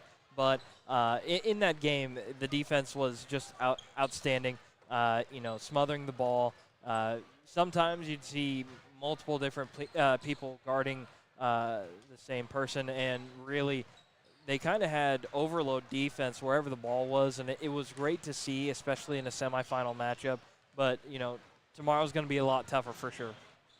And we'll get to some of the team numbers here in just a little bit, but looking at Hugoton, 4 for 34 from the field and 0 for 11 from three-point range. I want to ask your opinion. Do you think a lot of it had to do with Hayes High's defense, or do you think most of it had to deal with the pressure of being down 11-0 early and then trying to use three-pointers to fight their way back into it, and then they just never could? Or do you think it was the Hayes High defense that played the majority part of it? I think it's 50-50. I think, when you go out there, your first game of the season, and you do well like you did yesterday for Hugoton, the morale is high. But then when you get hit and bombarded with an 11-1 run or whatever it was, you go and you think and you go, how are we going to get back in this? Or it felt like they were down and out mentally, but also defensively from Hayes High. They just weren't allowing anything to happen inside, and I think that was the key for Hugoton, is kind of shoot inside. But when that wasn't happening, they had to resort to the three, and if they're not comfortable with it, that's when you see the numbers, especially the way they were. And then looking at who Hayes High faces tomorrow, a very tough life prep team that actually features a lot of international players, including ones that I saw, Ukraine, Hungary, Cyprus, etc. A lot of tough competition, and a very tough squad from Jeff Henry. What can Hayes High bring to the table from this game other than the defense and the scoring for tonight? I think what will help them is every year this life prep team, no matter what program it is, it's a new team every year. I mean, yes, they might have a couple games under their belt against Hayes High going into the matchup, but I think for Hayes High, it's the community. They've been playing together, even not being on the same team, maybe just working out together throughout the summer. They have the friendships to go along with it, and I think that'll carry Hayes High into that. Being able to play with each other as long as they've had will serve them well, especially you won't see a whole lot of extra players. You'll maybe see first and second string, but that'll be it from head coach Len Melvin and the Indians. That game will be scheduled for 5 o'clock tomorrow night, and we'll take a look at our final numbers from this game when we come back. This is Hayes High Basketball on the Tribe Broadcasting Network.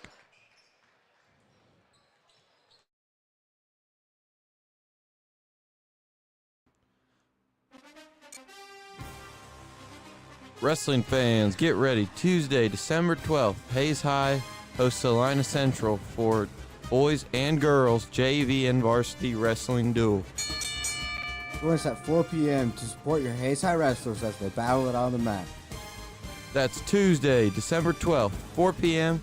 at Hayes High. Let's pack the stands and show our team spirit.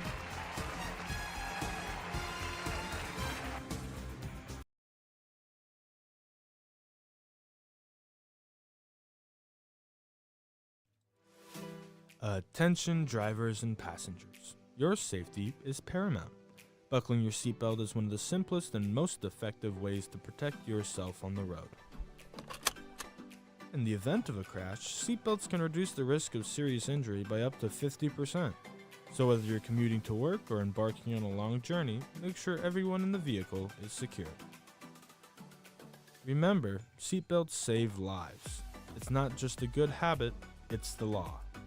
So click it or ticket.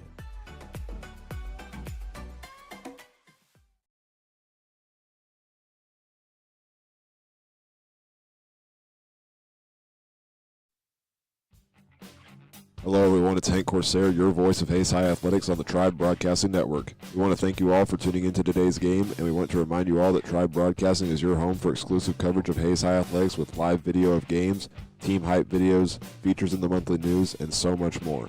Plus, you can catch me throughout the year doing live play-by-play for football, volleyball, and boys soccer in the fall, basketball and wrestling in the winter, and baseball, softball, and girls soccer in the spring. So keep it right here with the coverage of today's game, and go Indians.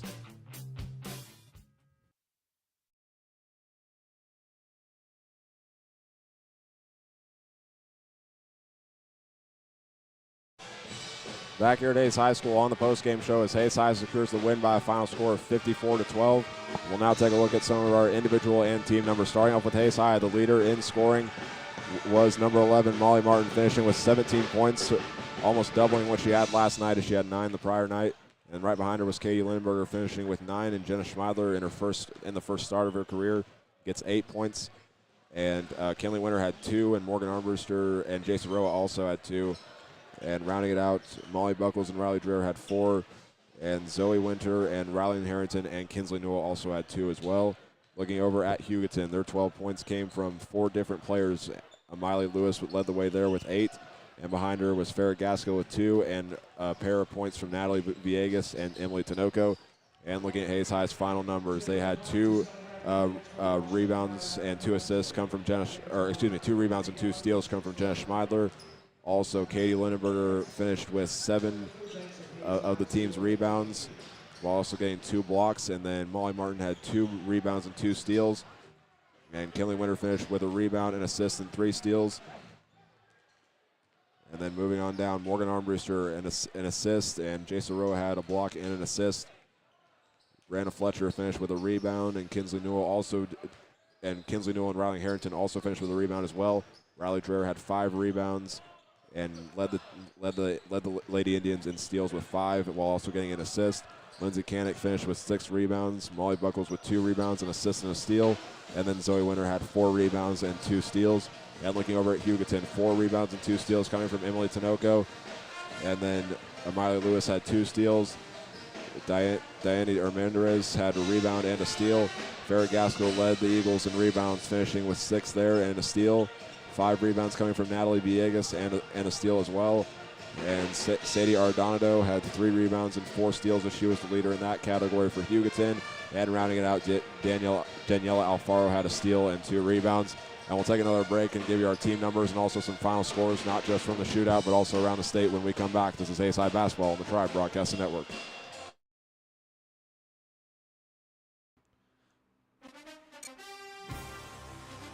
Wrestling fans, get ready. Tuesday, December 12th, Hayes High hosts Salina Central for boys and girls JV and varsity wrestling duel. Join us at 4 p.m. to support your Hayes High wrestlers as they battle it on the mat. That's Tuesday, December 12th, 4 p.m. at Hayes High. Let's pack the stands and show our team spirit.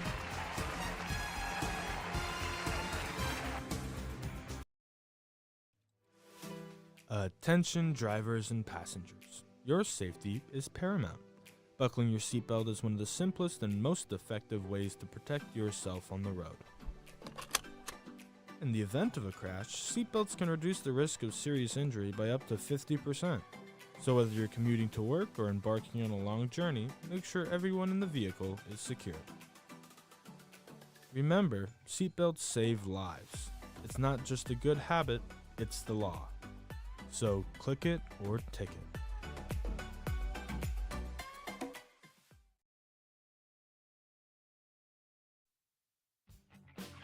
Hello everyone, it's Hank Corsair, your voice of Hayes High Athletics on the Tribe Broadcasting Network. We want to thank you all for tuning into today's game, and we want to remind you all that Tribe Broadcasting is your home for exclusive coverage of Hayes High Athletics with live video of games, team hype videos, features in the monthly news, and so much more.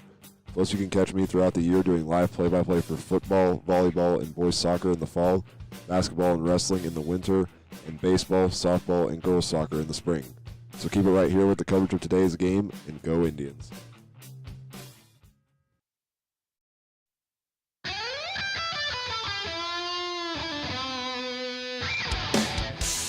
If you wanted to shred like that guy, then you should come join Hayes High's very own guitar club.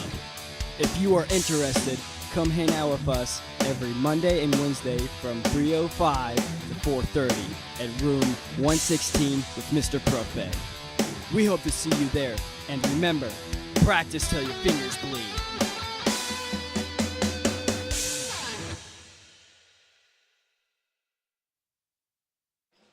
Back here at Hayes High School, and we're now going to take a look at our final team numbers from tonight's game between Hayes High and Hugoton. We'll start off by looking at Hayes High. They finished 22 for 44 from the field and 2 for 8 from three-point range, while also going 8 for 9 from the free throw line. And they finished with 32 rebounds as a team, as well as 5 assists and 15 steals on the night, while also getting a block, which came from Jay Soroa. And then looking at Hugoton, they went 4 for 34 from the field, 0 for 11 from three-point range, and 4 for 14 at the free throw line, picking up 21 rebounds, 12 steals. And that'll do it for our team numbers, and we're going to take a look and see if we can get some scores from around the state for for girls basketball. Logan Palco gets a 33-29 win tonight over Western Plains. And also Rock Hills defeats Pike Valley tonight by a final score of 33-27. Salina South got an early lead on Great Bend and then goes on to win that one by a final score of 57-20. And then Hoxie defeats Norton tonight by a final score of 58-25. And that'll do it for our postgame show at the girls' game, and we'll have the boys' pregame show when we come back. This is Hayes High Basketball on the Tribe Broadcasting Network.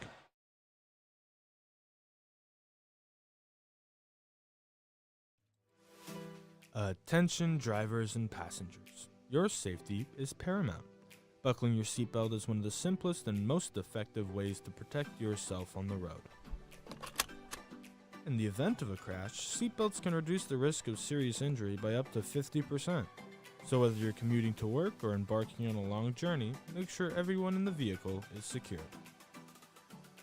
Remember, seatbelts save lives. It's not just a good habit, it's the law. So click it or ticket.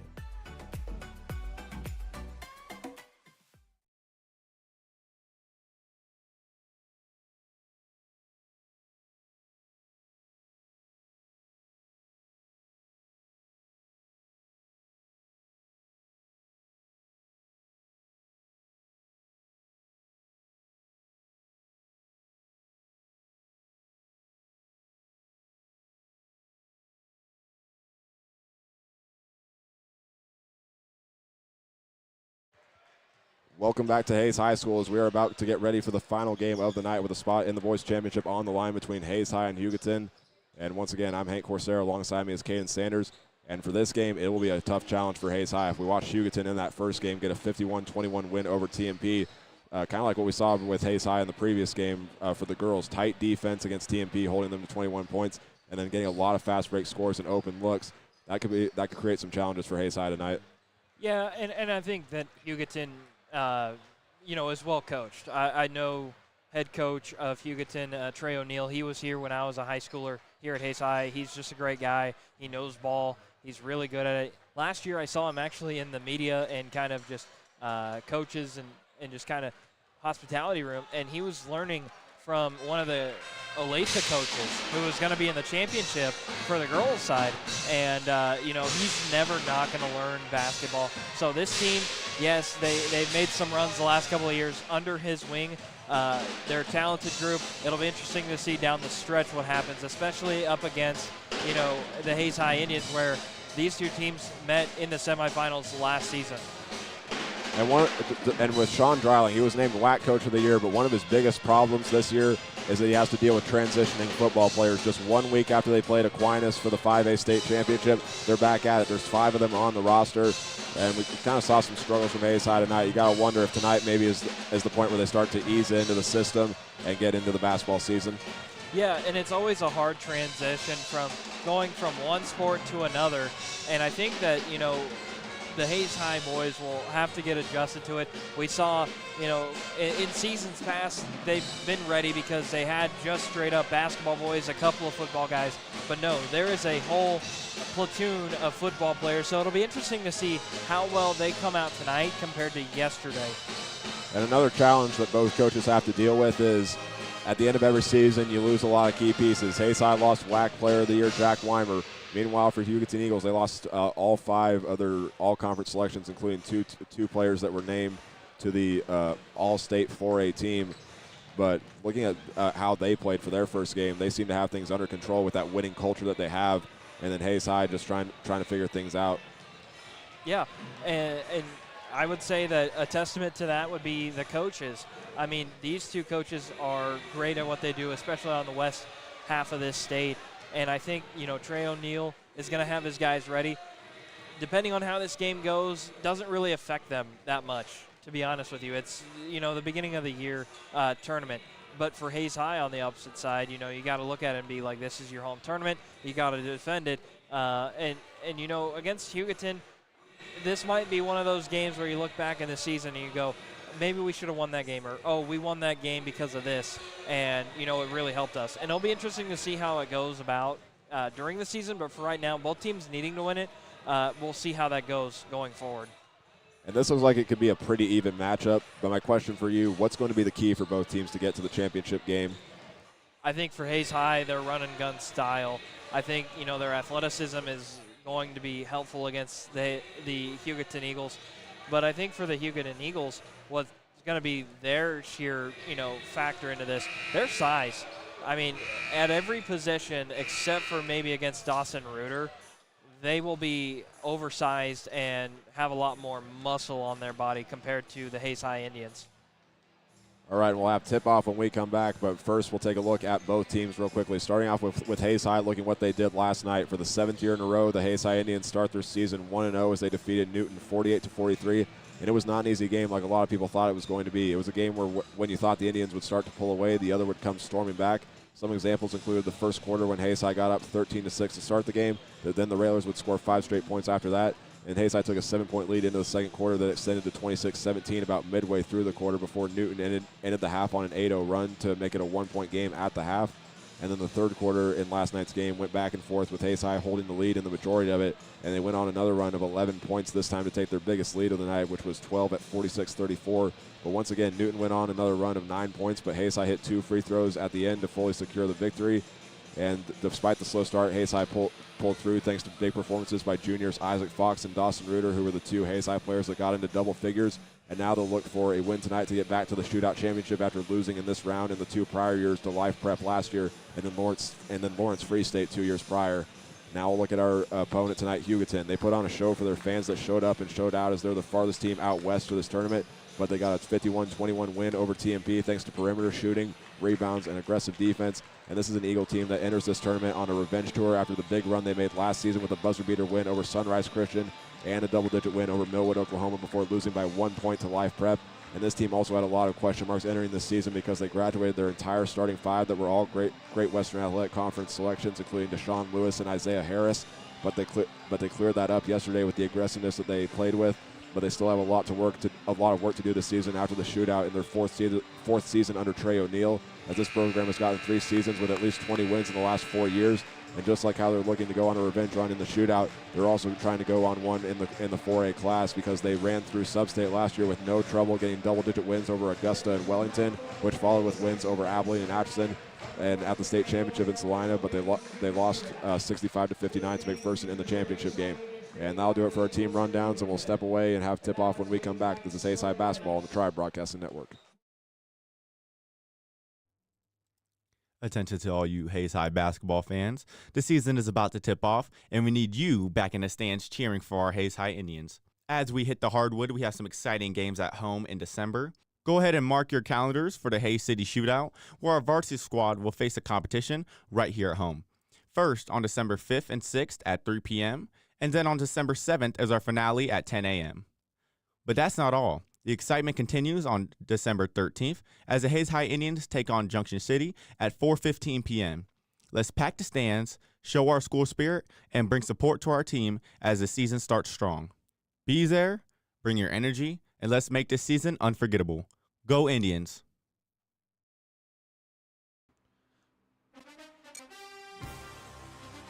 Wrestling fans, get ready. Tuesday, December 12th, Hayes High hosts Salina Central for boys and girls JV and varsity wrestling duel.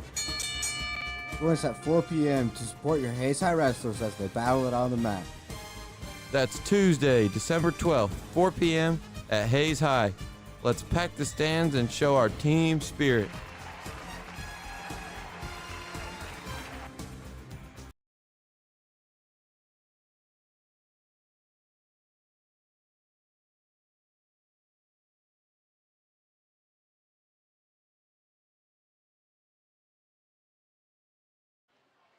Welcome back to Hayes High School as we're about ready to tip things off. But before we get to our starting lineups, we'll now step away as the Hayes High Band plays our national anthem.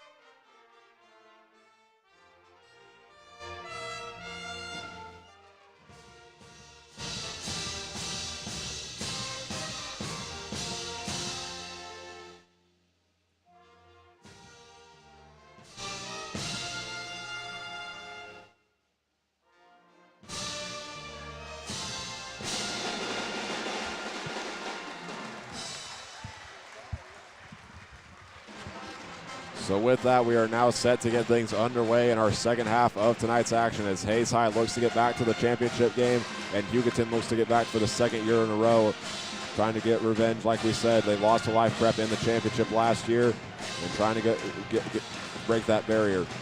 So now we'll get you our starting lineups for Hayes High. They will make one change tonight. Dawson Reuter, after setting out last night, is back into the lineup, especially with that performance last night, leading the team in scoring with 15. Also out there, Carter Lang, Isaac Fox, Trey Oakley, and Cooper Johnson.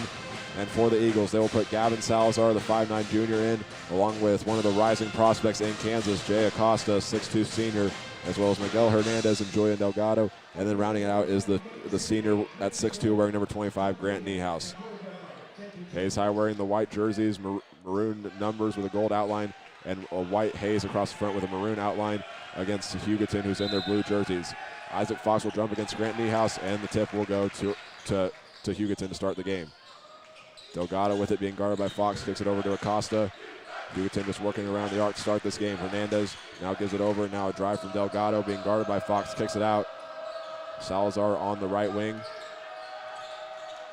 Acosta trying to do some moves, goes into a double team against Oakley and Reuter, and he'll get called for a travel as he fell to the ground.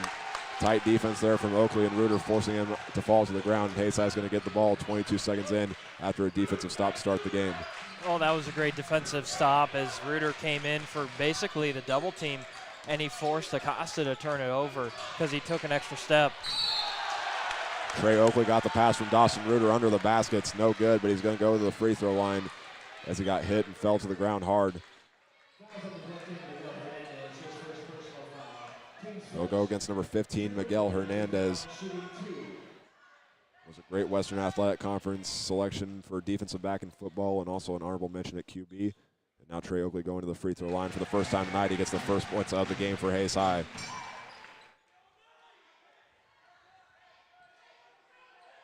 Trey Oakley finished with 5 points last night and also had 3 rebounds as well. The second free throw is up. It rattled around a little bit, but it goes in, and Hayes High's got the 2-0 lead. Salazar with it, kicks it out. Hernandez, and now to Acosta as they just hand it off as they run around the arc. Salazar goes into a double team as Dawson Reuter came in to help Cooper Johnson. Now a shot underneath the basket from Delgado is no good, and Isaac Fox comes out with the rebound. Hayes High up the court. Fox stops and throws it over to Reuter. Kicks it over to Oakley. He'll get the screen. Will drive. Being guarded tightly. Kicks it over to Cooper Johnson in the right corner. Now out to Reuter. He'll try a 3 from the top of the arc. It's on the way. Goes off the back iron and no good. And the rebound goes to Miguel Hernandez. Acosta with it. Fox still guarding him. He'll drive into the paint. Dawson Reuter came to the defense, and because of that, it was a wide open look from Niehaus that closed up right away. And Isaac Fox has 2 rebounds to start the game off of 2 misses from the Eagles. And the ball came out underneath the basket, and Hayes High will keep it. Seeing very fast-paced tempo from both teams to start the game. Hayes High will line up with 3 across the baseline and 1 in the backcourt. As Trey Oakley receives the pass, he'll try a fadeaway shot, and it goes in. Yeah, and that was a really great shot by Oakley. Found himself wide open after a pass that he could have just taken up from the inbound. Carter Lang was the one that threw it in, and he gets the assist. And now Miguel Hernandez hits the 3-pointer. After Hayes High gets off to the 4-0 lead, the Eagles strike back with their first 3-pointer of the game. Yeah, and Hayes High is going to have to watch out for that as, 2 offensive possessions basically go awry at this point. Dawson Reuter with the ball, hands it off to Cooper Johnson. He'll now drive into the paint on the right block. Layup no good. Dawson Reuter right there for the putback. Now a whistle at the end.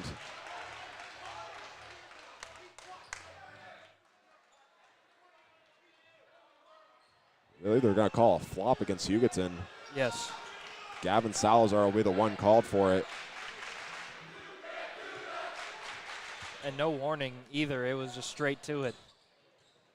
One of the new things we see in basketball, getting a warning for flopping.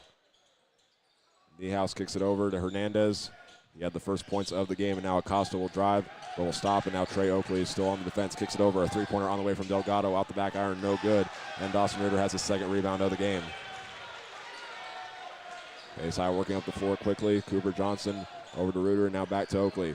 He faked one way to the left and now will go in to the right side and will throw a pass over to Dawson Reuter, and he gets called for a charge foul. Something that we saw quite a bit last night for Hayes High. They got called for that quite a bit, and now we're seeing it again as Dawson Reuter gets called for his first foul. Yeah, and I think for the high school ranks, I mean, I watch a lot of college basketball being with Tiger Media, but, I mean, Dawson Reuter is just quick out there. The defense can't recover from that. It was a great play, but, you know, against Hugoton, they're just not ready for that. Hernandez will kick it over to Salazar as they still work behind the perimeter. Inside now, Niehaus with it being guarded by Reuter. He'll take it back out. Now they'll work it back around once again. Hernandez, guarded by Johnson, gets a screen on the right side and pump fake to pass inside. And he tried getting it over to Julian Delgado, but it goes past him, and Hayes High forces another turnover on Hugoton. We'll see substitutions made as Hunter Garza, a 5'10 junior, checks in for the first time in place of Hernandez. And Hayes High will keep their same group out on the floor. 4:47 remaining here in the first quarter. Hayes High with that 6-3 lead. Carter Lang working with it, goes toward the left wing, and will throw it across the court to Oakley and back to Fox on the right wing. Inside to Reuter, backing down his man after taking one dribble, kicks it out. Fox pump fake the three on the right wing. Now will drive, spin move all the way to the basket, layup no good, gets the rebound, and then Gavin Salazar comes out with the steal. Now a three-pointer on the way, no good from Garza, but it goes out of bounds, and it'll be Hayes High ball.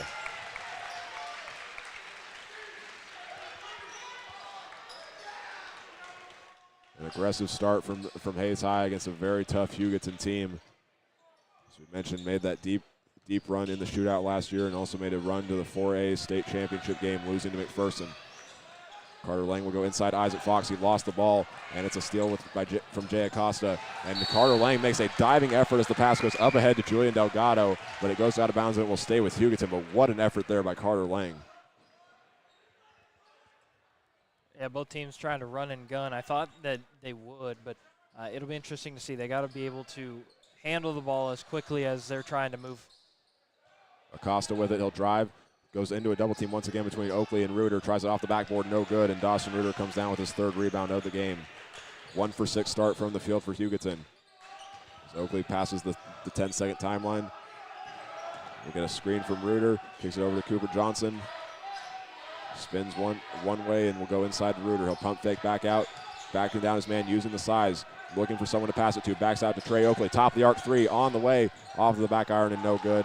And the rebound goes to Grant Niehaus for Hugoton. Salazar passes it over to Niehaus as they're working around the arc, and we're going to get an offensive foul called against Hugoton. I believe it's going to go against Grant Niehaus. But Hayes High taking advantage of Hugoton's mistakes early on and forcing another, and they get another turnover. Hayes High will make a substitution and see Trace Jacobs check in for the first time tonight. 6-3 Hayes High lead with 3:17 remaining here in the first quarter. Carter Lang runs it up the floor quickly, spins off a defender, and now will throw it over into the right wing for Trey Oakley. Bounce pass inside to Reuter, and another foul called against Hugoton as Carter Lang fell to the floor. This will go against number 5, Jay Acosta, one of the key parts of this Hugoton team. It's been, I mentioned this when I was reading off the starting lineups. It's one of the rising prospects in the state, especially with some of the players that went off to that got recruited for college last year from Hugoton after they lost their starting 5. Trace Jacobs will throw it over to Dawson Reuter, and now we're going to get a offensive foul against Trey Oakley as he fell to the floor. Dawson Reuter had a wide open 3 in the left corner, but now Hayes High will be called for the foul, as that's Trey Oakley's first and Hayes High's second team foul. What's interesting is that they're just calling anything and everything. I think that Trey actually was set up and he just got pushed over and ran over, because Hugoton's being very aggressive on defense. We're seeing a lot of more fouls on that side of the end, and also, you know, Acosta has 1 foul on both sides and he's out on the bench. The two teams kind of spread it out a little bit in the girls' game. Here they're playing a little bit more aggressive and physical. With it now, Gavin Salazar almost lost it and kicks it over to Hernandez. 12 seconds to go on the shot clock. Hayes High students doing their part, trying to force another mistake on Hugoton. as it'll be a fadeaway three that swirls around, is no good. And 4 rebounds now for Dawson Reuter as he clears the glass. Oakley with it, being tightly guarded by Garza. Dawson Reuter drives on the left side, will go all the way to the basket, and the layup is good, and one. Dawson Reuter using the big size, able to get to the left side and get it in on the left block, and Hayes High extends their lead to 8-3. You know, Dawson Reuter knew that he has a size advantage. He was able to just back his man down physically and just said, all right, I'm bigger than you. I'm going to take this up against you and score. And he also drew the foul, too. Hayes High will make a substitution. Cooper in for Cooper as Lindenmeyer checks in for the first time tonight. That last foul went against Grant Niehaus, his first, and the 14th foul against Hugoton. Complete silence as Dawson Reuter attempts his free throw, and he gets it to go. 5 points in these first 6 minutes for Dawson Reuter as Hayes High is a perfect 3 for 3 at the free throw line to start this game.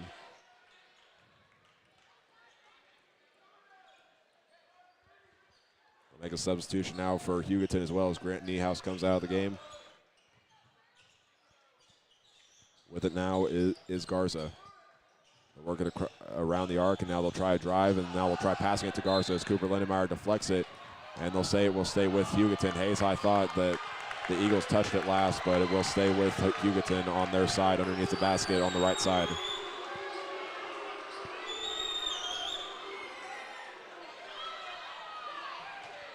Hugoton will go 3 across the baseline, and standing at the free throw line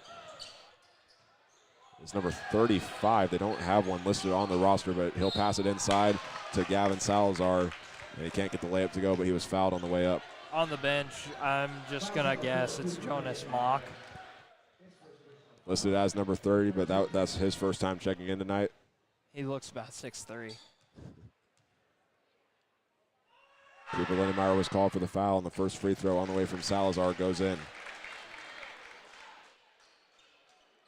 First free throw attempt and first free throw make there for Hugoton.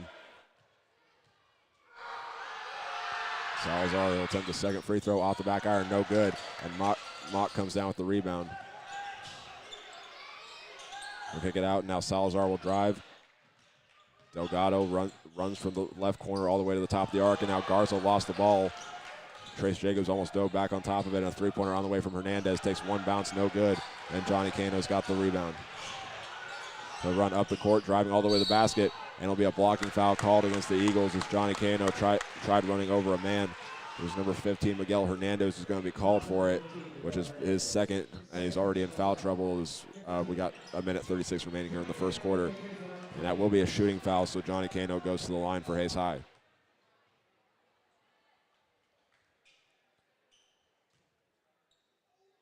The first free throw is up for Cano, and it takes a couple bounces and is no good.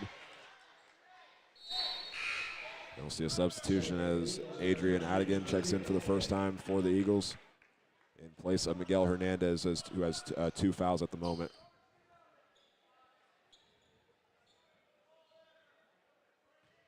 Cano just takes one dribble, complete silence in the building as he attempts his second free throw, and he gets that one to go.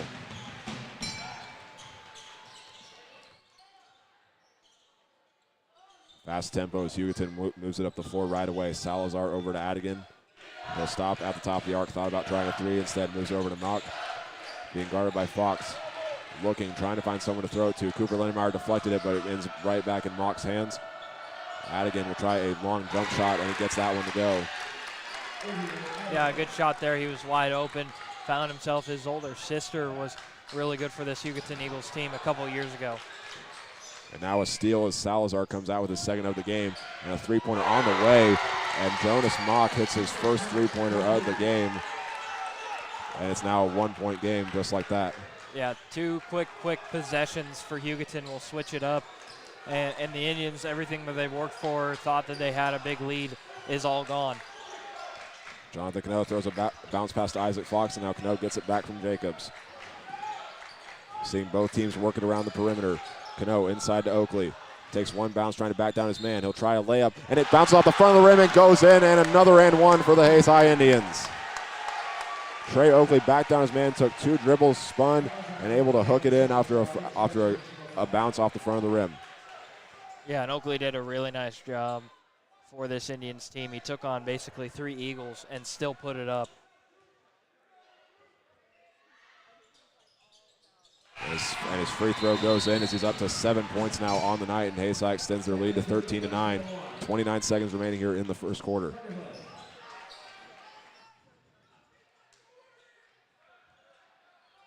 The shot clock is off. The rule here in high school is 35 seconds. Salazar will drive all the way into the lane, will stop and try a jump shot, can't get it to go, and Trace Jacobs has a rebound. His 4th rebound of the season. Now Carter Lang with it, stops, and we'll go back towards the left side. 8 seconds on the clock as Hayes High tries to get one more shot off. Cano with it, drives all the way to the basket, with the left hand, it's no good, and the rebound comes down by Adigan as he'll try a half-court shot that can't get to fall. And we'll go into the second quarter. Very competitive game so far as both teams trying to set up a matchup with Blue Valley Northwest. It's Hayes High 13, Hugoton 9. This is Hayes High Basketball on the Tribe Broadcasting Network.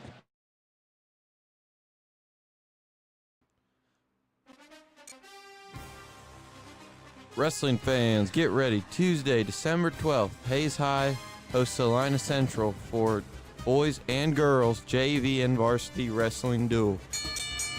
Join us at 4 p.m. to support your Hayes High wrestlers as they battle it on the mat. That's Tuesday, December 12th, 4 p.m. at Hayes High. Let's pack the stands and show our team spirit.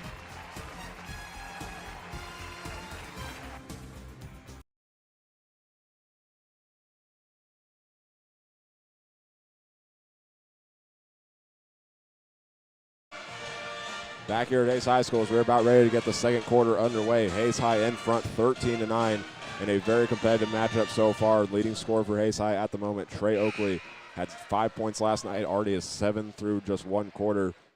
And Hayes High playing some aggressive defense just like their girls team. And it was working the same way against Hugoton for the boys as it did for the girls. Yeah, and they've really been able to attack the Hugoton Eagles. The only difference is that Hugoton on offense is being able to pass the ball a little bit more, feel a little bit more freer, and also shoot the 3 ball a little bit more efficient.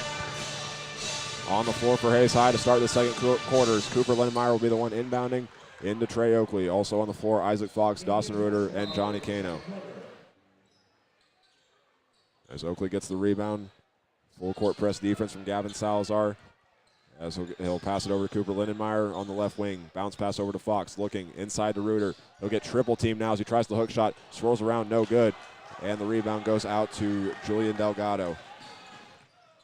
Now at the other end, 3-pointer on the way. It's an air ball, and Trey Oakley has his first rebound of the night. Fast pace, and Johnny Cano at the other end, he gets the layup.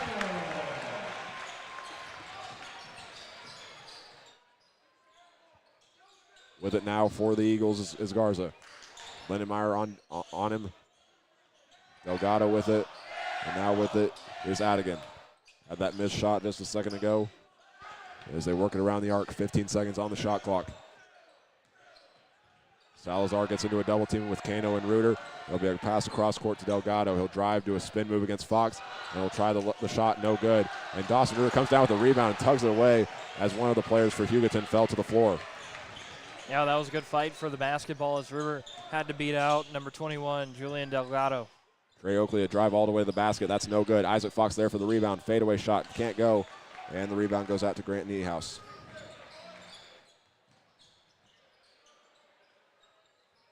Johnny Cano playing tight defense as they threw the pass over to Hunter Garza. But they're going to get Cano for a reach-in foul.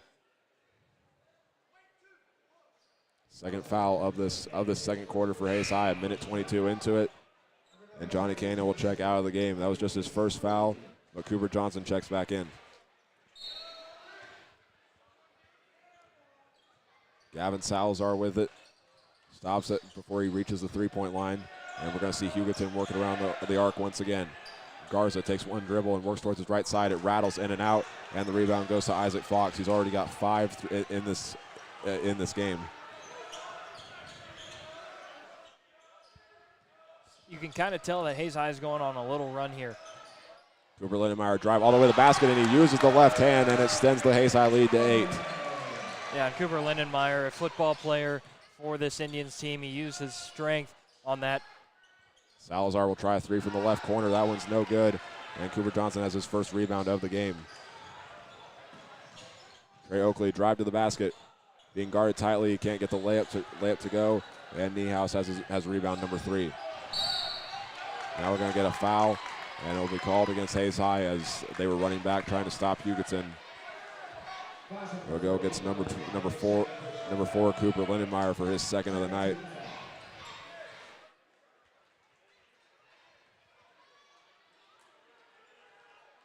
Sean Dreiling wanting an explanation from the official of how it was a foul, but either way, that's now foul number 2 for Hayes High of this quarter. Niehaus with it over to Garza. Now Adigan, who has the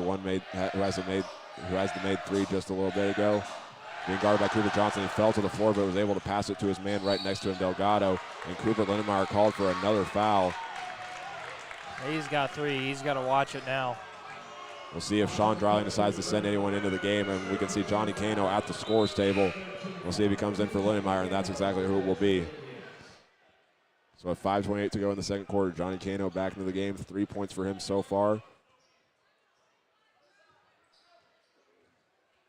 It'll be Salazar walking it up and then hands it off to Garza.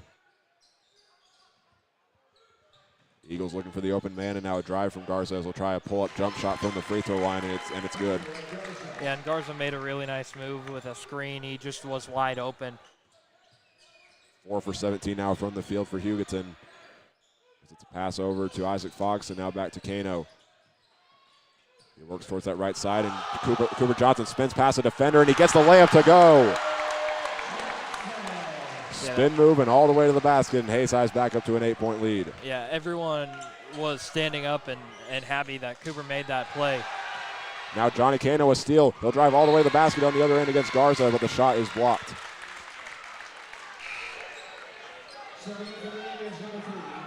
Cano's first steal of the season. He was the leader in that category last year for Hayes High with 14. But now we'll see some substitution. Jonas Mock back into the game for the Eagles in place of Adrian Adigan. Cooper Johnson is in the left corner. Hayes High will also put 2 on the baseline. Now Trey Oakley, a pull-up 3 from the right corner, no good. And the glass is cleaned by Julian Delgado. Hayes High will force a double team, and then Reuter backs off from Salazar. It's a bounce pass over to Delgado, a tough one they had to make there as Trace Jacobs was on the defense. And then Niehaus with it, being guarded by Reuter trying to spin. And Hayes High fans wanting a double dribble as he lost it in the paint.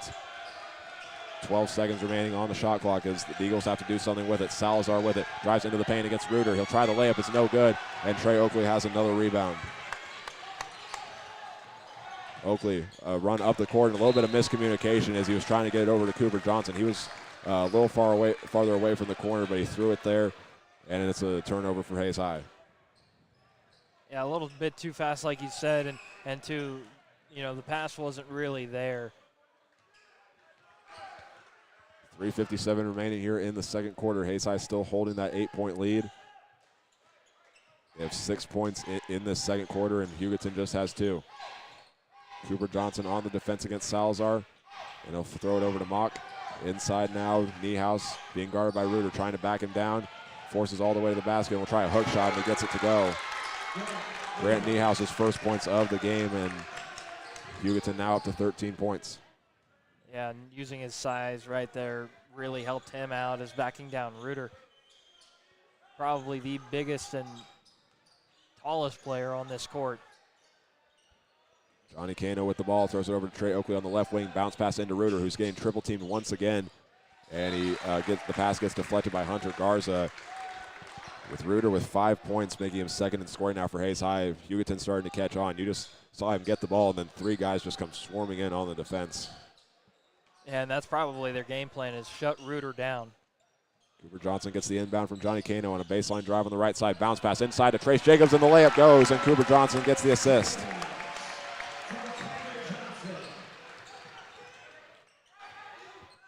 At the other end now, Salazar.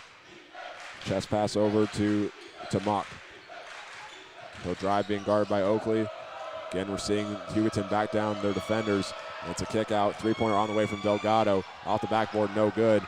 And Cooper Johnson has his second rebound of the game.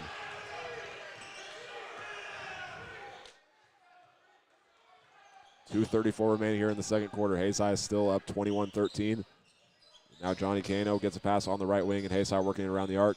Cooper Johnson thought about trying a three. Instead, will dribble it and throw it over to Cano. Cross court now, Oakley looking. Bounce pass inside to Reuter. Double team and pushes a man down, trying to find someone open to throw it to. And there will be a foul against Hugoton. I believe they're going to call it against number 25, Grant Niehaus, who's trying to plead his case to the official that he's just trying to play defense, but they'll get him for another foul, and that's his second of the night. Yeah, it's going to get really physical down low as Niehaus getting subbed out. Johnny Cano throws it in right away to Trey Oakley, and another charge call against Hayes High. Oakley made the basket being guarded by number 21, Julian Delgado, but Oakley will be called for his second foul of the night.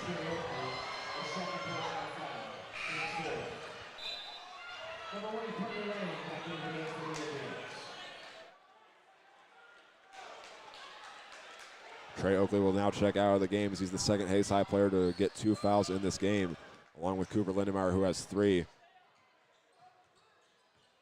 Carter Lang will guard Salazar as it's a handoff, and now a pass over to number 33, and now back to Jonas Mock. Looking, trying to find someone to pass it to. He's able to find Delgado. Salazar being guarded by Johnson. Hayes High using that perimeter defense now. Dawson Reuter comes up on the double team and then runs back into the paint to guard his man. And Hugoton might have gotten away with the travel there, but they'll let him play on. Jonas Mock looking inside at number 33, kicks it out. Three-pointer now on the way from Salazar, and it's good as the shot clock expires. 21-16 is the score as we'll get a timeout with a minute 33 remaining. It'll be 30 seconds, so we'll keep it right here. And looking at this so far, it's 21-16. It's been back and forth. Hayes High, just like in the girls' game, jumped out to the early lead, but this time Hugoton's fighting back. This is a team that can shoot threes, 3 for 12 from beyond the arc so far. They got some keys to this team, including Gavin Salazar, who made that last 3, as well as Miguel Hernandez. Yeah, and I think, Gavin Salazar and also Jay Acosta are going to be your 2 guys. Acosta out with 3 fouls right now, but I think, for this Hugoton team, they need to really figure it out. They can't be pressing the ball too high like they have been because, going to be honest, should have been a travel. Not going to lie. But, got away with it because it's the second game of the season. If this game was maybe, a couple weeks later, who knows, that might have been called. Minute 33 remaining as Hayes High comes out of the timeout. On the court, Cooper Johnson, Carter Lang, Johnny Cano, Dawson Reuter, and Trace Jacobs. Cano will be the one bringing up the floor, just now crosses the timeline. Waiting for someone to get open, throws it over to Carter Lang. We'll throw it across court now. Cooper Johnson will go inside Dawson Reuter, but it gets stolen by Delgado. Now a chance for Hugoton to make it a 1-possession game. It's 4 steals now from the Hugoton defense.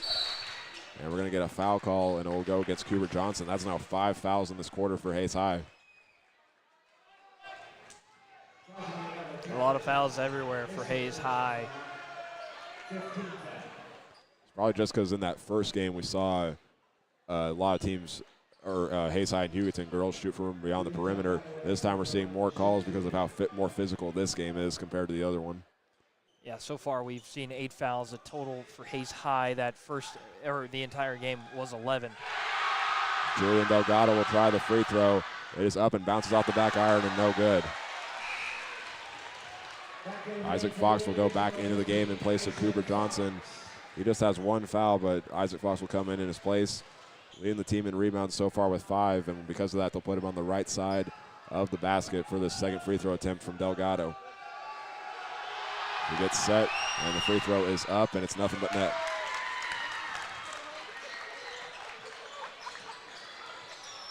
(21-17) as Hugoton cuts into this Hayes High lead. Now Trace Jacobs will run back as Carter Lang was tightly covered by Salazar, but he's able to get it into Lang as he's double teamed right now. Zone defense from the backcourt guys of Hugoton as Carter Lang gets the pass. He'll try a floater in the paint, no good. And cleaning the glass is Jonas Mock.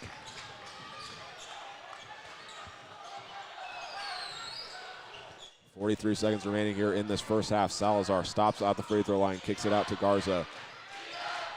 Mock over to number 33, and now Salazar will get the pass as Carter Lang falls to the ground, and it's an air ball chop, and Jonas Mock there for the rebound. And a three-pointer. It'll come from Grant Salazar as he's now up to 7 points in this game.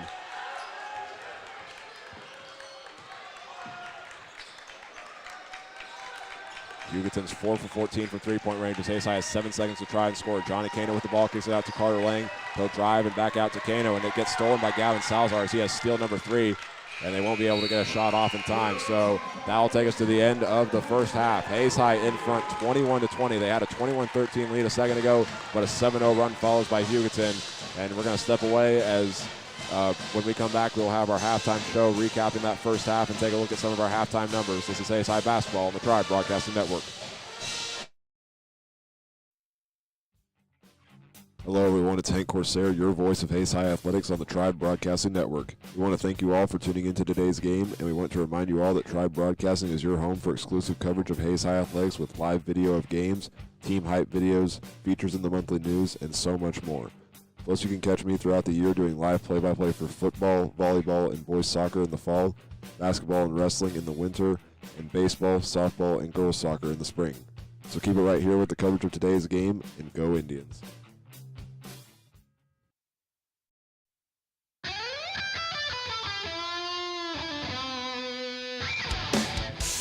If you wanted to shred like that guy, then you should come join Hayes High's very own guitar club. If you are interested, come hang out with us every Monday and Wednesday from 3:05 to 4:30 at room 116 with Mr. Prophet. We hope to see you there, and remember, practice till your fingers bleed.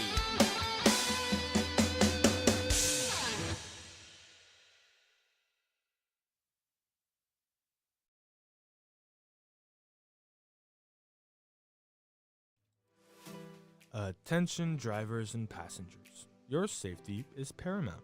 Buckling your seatbelt is one of the simplest and most effective ways to protect yourself on the road. In the event of a crash, seatbelts can reduce the risk of serious injury by up to 50%. So whether you're commuting to work or embarking on a long journey, make sure everyone in the vehicle is secure. Remember, seatbelts save lives. It's not just a good habit, it's the law. So click it or ticket.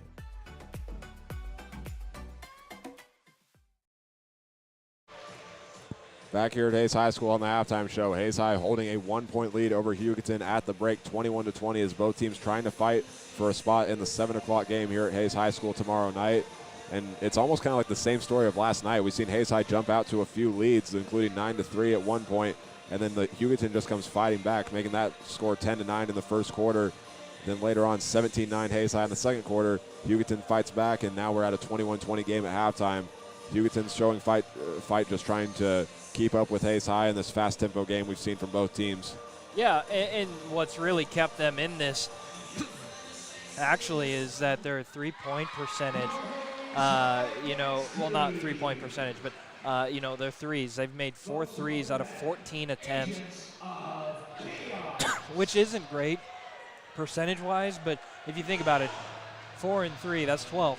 So the other 8 points are coming from twos or free throws. So Hayes High's got to look at it and go, all right, we got to guard the 3 a lot better. And we're seeing a very physical game from both teams here, as we've seen a lot of fouls called as well. A few Hayes High players in foul trouble, including Cooper Lindenmeyer and Trey Oakley. And also for the Eagles, Miguel Hernandez is in foul trouble along with Grant Niehaus. Whenever, I'll use this as an example, Dawson Reuter, he gets the ball in the paint, 3 guys come swarming in around him, and it's just a very physical game for both teams. Oh, sorry. But, yeah, no, I totally agree. They've double-teamed, treble-teamed Reuter, and at the same time, defensively, whenever it's in the paint, they have done that, but also fouled aggressively. And I think that for this Hugoton team, they need to keep it up, but kind of watch out, especially with Acosta, in foul trouble with 3. And another thing both teams will have to do in the second half use their starters quite a bit. Hayes High does have one in foul trouble with Trey Oakley, who is the leading scorer right now with 7, and Dawson Reuter has 5 points as well. And then looking at Hugoton, Gavin Salazar is the leading scorer with 7. You're seeing a lot of the starters being more active tonight, and that's probably going to be the key of who's going to show up and be the leader tonight. Yeah, and I think that, when you look at both squads, you got Gavin Salazar, Jay Acasa, the two names that you're kind of looking at in the second half and going, okay, they need to pop off for the Hugoton Eagles to win this ball game. But when you look at it for the Hayes High Indians, you got to have Trey Oakley stay in the ball game. Don't draw any attention to you.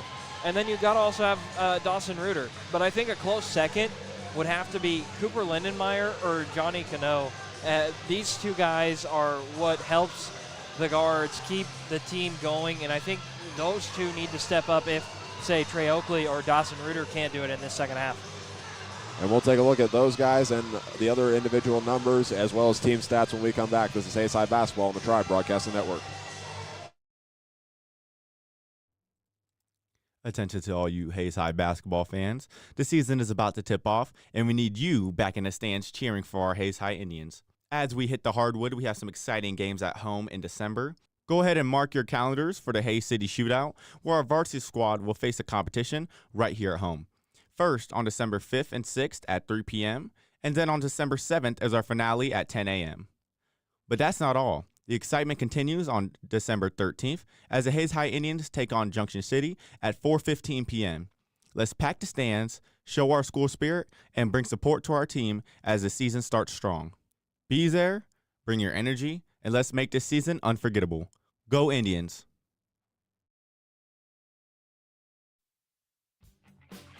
Hello everyone, it's Hank Corsair, your voice of Hayes High Athletics on the Tribe Broadcasting Network. We want to thank you all for tuning into today's game, and we want to remind you all that Tribe Broadcasting is your home for exclusive coverage of Hayes High Athletics with live video of games, team hype videos, features in the monthly news, and so much more.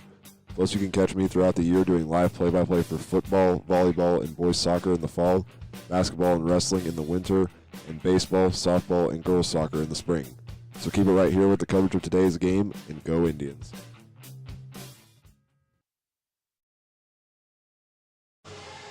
Back here at Hayes High School on the halftime show, the Indians leading Hugoton at the break 21-20, and we're now going to take a look at some of our individual and team numbers, starting off with Hayes High. We mentioned in that last break, leading scorer Trey Oakley with 7, and right behind him is Dawson Reuter with 5. So those two have accounted for 12 of Hayes High's 21 points.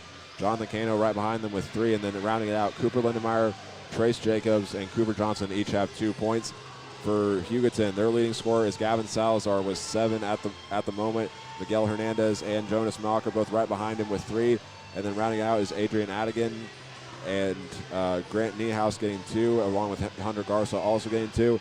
And then Julian Delgado with 1. And looking at Hayes High's other individual numbers, Johnny Cano leads in rebounds, or has a rebound and a steal. And Trace Jacobs has a rebound as well. Trey Oakley finishes with 2 rebounds, and so does Cooper Johnson, while also getting an assist. And rounding it out is Isaac Fox with 5 rebounds. And Carter Lang has an assist. And Dawson Reuter is tied for the leader in rebounds with Isaac Fox with 5. Now looking over at Hugoton, Gavin Salazar finished with 3 steals in that first half. And Hunter Garza had a block. Jay Acosta had 1 steal. And Miguel Hernandez had a rebound.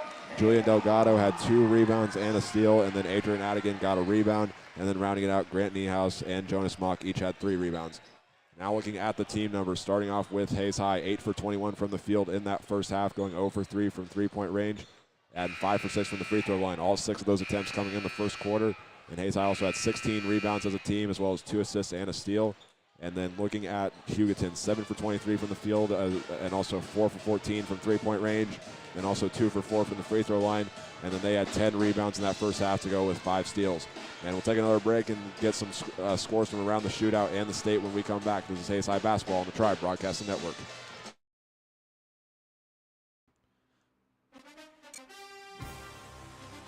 Wrestling fans, get ready. Tuesday, December 12th, Hayes High hosts Salina Central for boys and girls JV and varsity wrestling duel. Join us at 4 p.m. to support your Hayes High wrestlers as they battle it on the mat. That's Tuesday, December 12th, 4 p.m. at Hayes High. Let's pack the stands and show our team spirit.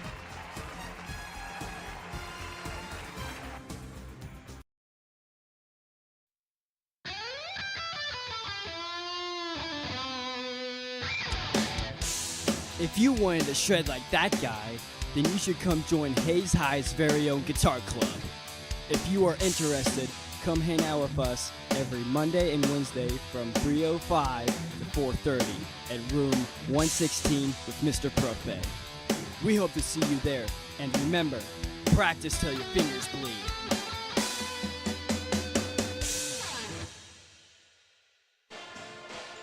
Back here at Hayes High School, and we'll give you some score updates. We do have one in the shootout, the one that's happening right now at HMS between the two teams that lost to these two yesterday, Newton and TMP. At the end of one quarter, it's Newton in front in that one, 21-12. And we'll also see some other scores from around the state on the boys' side. Liberty defeats Garden City today by a final score of 67-47. Other scores include Fredonia in front of Neodesha, 73-44. And at halftime, Flint Hills leads Lebo 21-13. And we'll take another quick break and then have our second half action when we come back. This is Hayes High Basketball on the Tribe Broadcasting Network. Hello, everyone. It's Hank Corsair, your voice of Hayes High Athletics on the Tribe Broadcasting Network. We want to thank you all for tuning into today's game, and we want to remind you all that Tribe Broadcasting is your home for exclusive coverage of Hayes High Athletics with live video of games, team hype videos, features in the monthly news, and so much more. Plus, you can catch me throughout the year doing live play-by-play for football, volleyball, and boys soccer in the fall, basketball and wrestling in the winter, and baseball, softball, and girls soccer in the spring. So keep it right here with the coverage of today's game, and go Indians. Back here at Hayes High School, the second half is about to get underway. Hugoton will start with the ball as they try to get their first lead of the game. On the floor right now for them will be Jay Acosta, Gavin Salazar, Miguel Hernandez, Grant Niehaus, and Julian Delgado on the floor as well. So back to their starting five, and right away Salazar driving into the lane, kicks it out into the corner. Now they'll kick it back out to Acosta, who'll drive to the basket on a double team, and he'll get the basket with an and one. First lead of the game for Hugoton as the foul will go against Trey Oakley, and right away he's put into foul trouble to start the second half as he's now got 3. Now Jonathan Cano comes in his place as Acosta goes to the free throw line.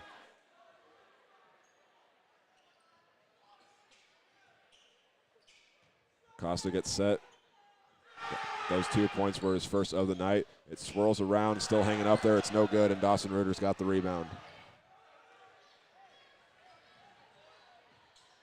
Johnny Cano with it, throws it over to Reuter. And now he'll give it back to Cano as he goes onto the block. Bounce pass over to Johnson, inside to Reuter on the right baseline. A tipped pass, and it's stolen by Acosta, his second of the night. A run up ahead, and Cooper Johnson onto the fence, and the layup is good. The coach for the Eagles wanted a foul, but he's not going to get it. But Hernandez extends the lead for the Eagles.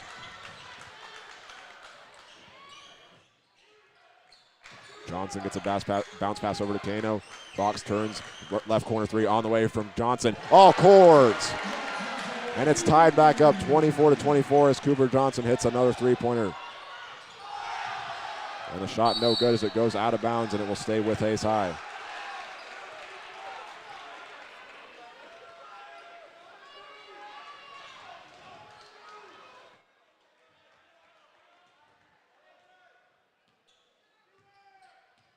Carter Lang bringing up the floor, stops as he's guarded by Acosta.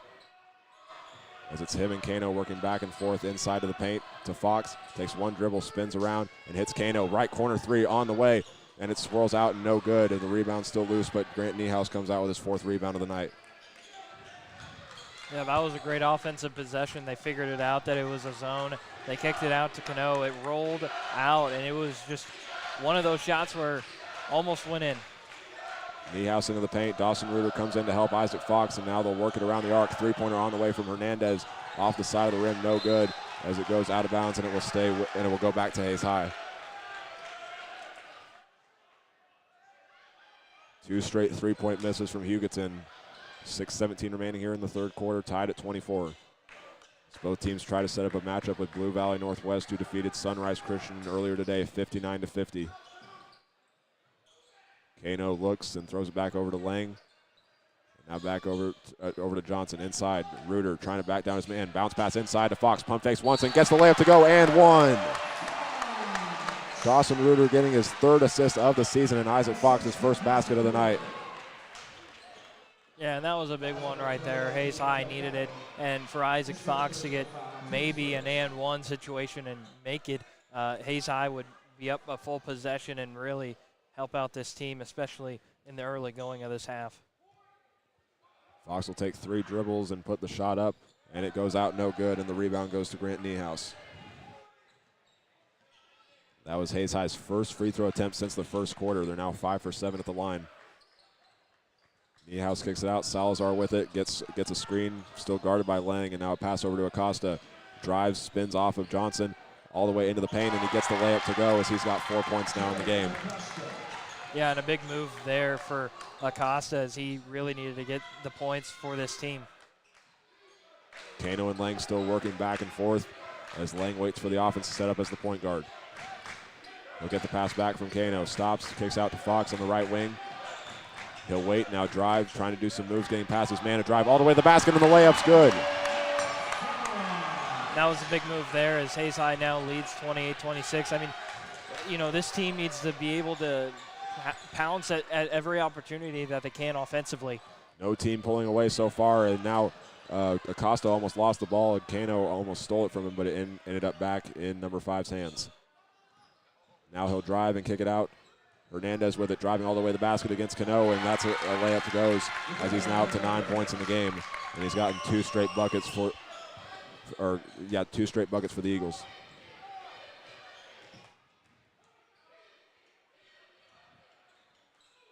Kano over to Fox. As he waits, he'll stop at the free throw line, waiting for Kano to cut as it gets tipped, and it will be Hugoton ball. So Hayes High will call a timeout with 4:29 remaining here in the 3rd quarter, and it will be a 30-second timeout, so we'll keep it right here. And Hayes High had the 1-point lead going into halftime, and it's still looking like a boxing match. It was 26-24. Hugoton ties it with a shot from Jay Acosta, and now it's tied back up at 28-28. Yeah, from what I'm seeing, it's kind of like the Fort Hays State game last night against Central Missouri. It's basically whoever's going to step up is going to make big plays when it needs to happen. It might not be the face of this program or the faces that have helped you get through the first 3 quarters, but you know, both squads are going to rely on everyone to step up, and it'll be interesting to see down the stretch who will step up to that plate. Another thing that's going to help is physicality. Hayes High got their 28th point from Isaac Fox, who drove into the paint as Julian Delgado fell to the ground. I think whoever, along with what you said, of whoever can make the big plays, whoever's the most physical should go on to win this game. Salazar off the inbound from Acosta. 4:25 remaining here in the 3rd quarter. Carter Lang on the defense. They get a screen, and now a drive from Salazar. So pull up from the free throw line. It bounces off the left side of the rim, and Cooper Johnson has his 3rd rebound of the night. Lang goes up to Fox as he's standing behind the 3-point line, and now pass to Reuter, and he just overshoots it, shoots a little bit as he tried getting it back to cutting Fox. And Lindenmeyer back into the game. He is in foul trouble right now as he's got 3 fouls along with Trey Oakley as well. They'll come in place of Carter Lang. Lindenmeyer will be the one guarding Salazar now as the pass got away from Niehaus for a moment, but he's able to regain himself. Hernandez guarded by Johnson. Chest pass over to Acosta. He'll pull up from 3-point range for the top of the arc, and it's off the back iron. And the rebound goes to Cooper Johnson, and as soon as he gets it, gets some contact on him, and that's going to be a foul against the Eagles. They'll go against Miguel Hernandez, so now he is the first player for Hugoton to get to the 3-foul mark, and the 3rd player in this game.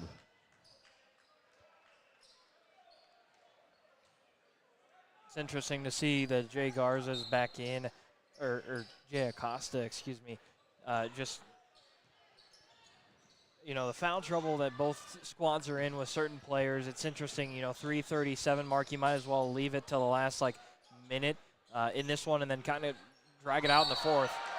And Isaac Fox will be called for another charge foul as Delgado goes to the ground once again.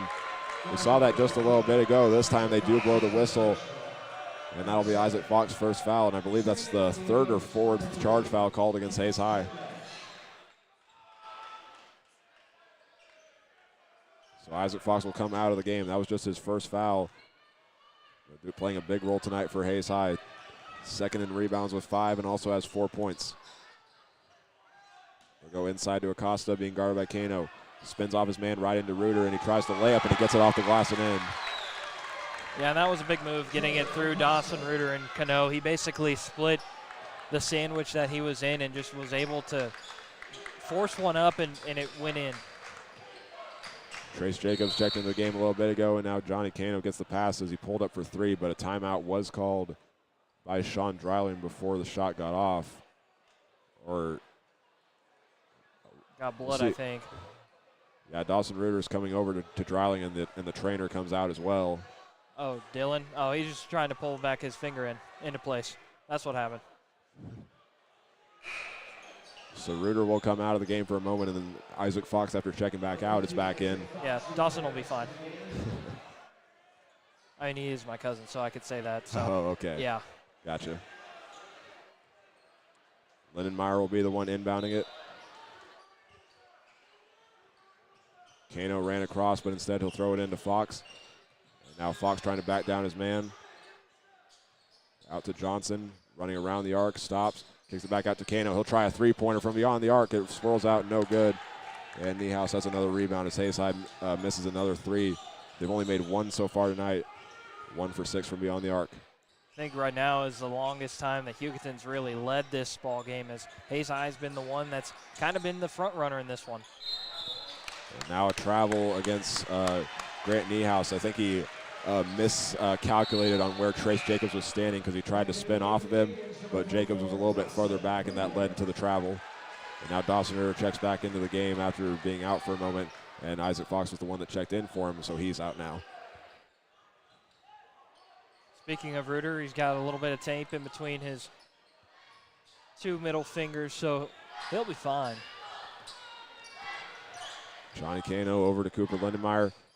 Jacobs looking, trying to find someone to pass it to, and Kano loses the ball after receiving the pass. Over to Reuter, takes one dribble, the fadeaway shot, no good. But Cooper Lindenmeyer comes back in with the rebound, can't get the putback to go.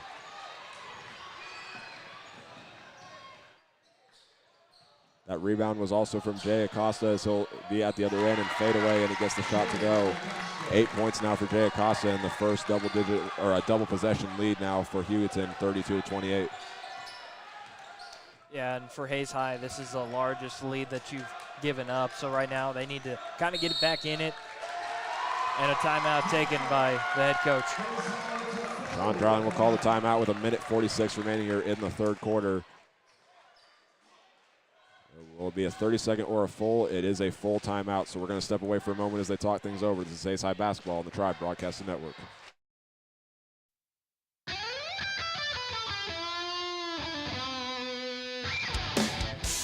If you wanted to shred like that guy, then you should come join Hayes High's very own guitar club.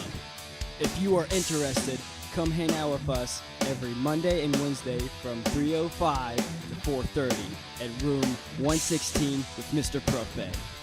We hope to see you there, and remember, practice till your fingers bleed.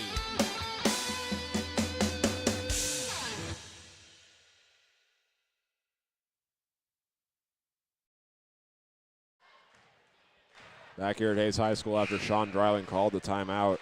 A little bit of a scoring run, you could say, going here for Hugoton, as Hayes High had a 26-24 lead just a little bit ago. But now it's an 8-2 run for the Eagles. They're starting to kind of set way into their style of play, as they've kind of got it under control and forcing Hayes High to now make the mistakes which were happening to them earlier. Yeah, and it's a kind of a switch that Hayes High doesn't want to have, but it is what it is. So what they're going to have to do is they're going to have to rely on Reuter. They're going to have to rely on Lindenmeyer, Johnson, and Cano, and also Trace Jacobs to get it done. But, I mean, for the last minute and 40, they're going to have to just duke it out and try and get some points back. Kano looking for someone to pass to, throws it over to Johnson. He'll try a three-pointer right wing, no good. And it's an air ball, but Trace Jacobs comes out with the rebound. And now the layup no good. Dawson Reuter grabs it, and the shot no good, and it's going to be a foul called against Hugoton. See who they get it on as the ref heads to the score table to go on number 21, Julian Delgado. So it'll be his second personal foul and the third of this quarter for Hugoton as Reuter goes to the line. Has 1 point so far tonight off of one of his 5 points came from free throws, and he also was 67% at the line last season.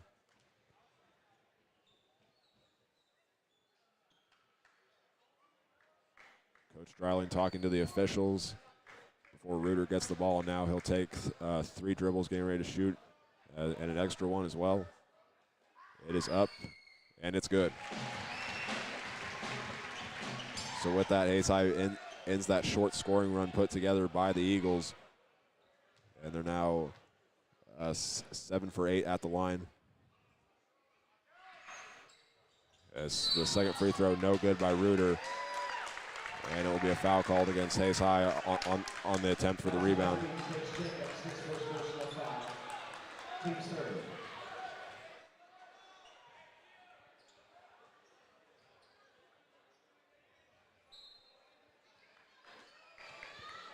So bringing up the floor is Salazar. Third in scoring with 7 for the Eagles. In front of him is Acosta with 8 and Hernandez with 9. They'll throw it over to Acosta as he's guarded by Kano. Thought about trying a 3 at the top of the arc, instead throws it over to Salazar. And now those two just working back and forth. Double team from Lindenmeyer and Kano for a moment. Now Acosta trying to get around Kano as he stops in the paint, kicks it out. 3-pointer on the way from Delgado in the corner, no good. And it's rebounded by Lindenmeyer. A big defensive stop there for the Indians that they really needed. Johnson with the ball over to Kano. 40 seconds remaining here in this third quarter. A 3-pointer ties it. Reuter with the ball, throws to a crossing Jacobs. Back to Johnson in the right corner. Now Kano with it. Hayes High showing good ball movement. 9 seconds remaining on the shot clock. Lindenmeyer pump fakes the pass. Now gives it over to Kano. Waits and will try a long 3 on the way from the top of the arc. Swish! Johnny Kano ties it back up, and it's 32 all. Yeah, Johnny Kano came in with confidence, and you can't, not knock him for that one. 6 seconds remaining. With the ball is Acosta. He'll try a pull-up 3 as he falls to the ground. Dawson Reuter gets the rebound, and he'll try a full-court shot. And it's no good as Johnny Kano was underneath the basket. But either way, it's a tie game, 32 all as we go into the final 8 minutes. Whoever wins this fourth quarter wins the game, and we'll play Blue Valley Northwest tomorrow night. We'll be back in a moment. This is Hayes High Basketball on the Tribe Broadcasting Network. Attention drivers and passengers. Your safety is paramount. Buckling your seatbelt is one of the simplest and most effective ways to protect yourself on the road. In the event of a crash, seatbelts can reduce the risk of serious injury by up to 50%. So whether you're commuting to work or embarking on a long journey, make sure everyone in the vehicle is secure. Remember, seatbelts save lives. It's not just a good habit, it's the law. So click it or ticket.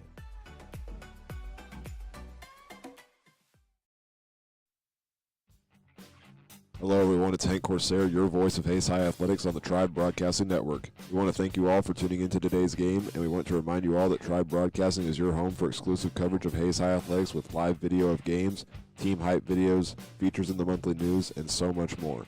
Plus, you can catch me throughout the year doing live play-by-play for football, volleyball, and boys soccer in the fall, basketball and wrestling in the winter, and baseball, softball, and girls soccer in the spring.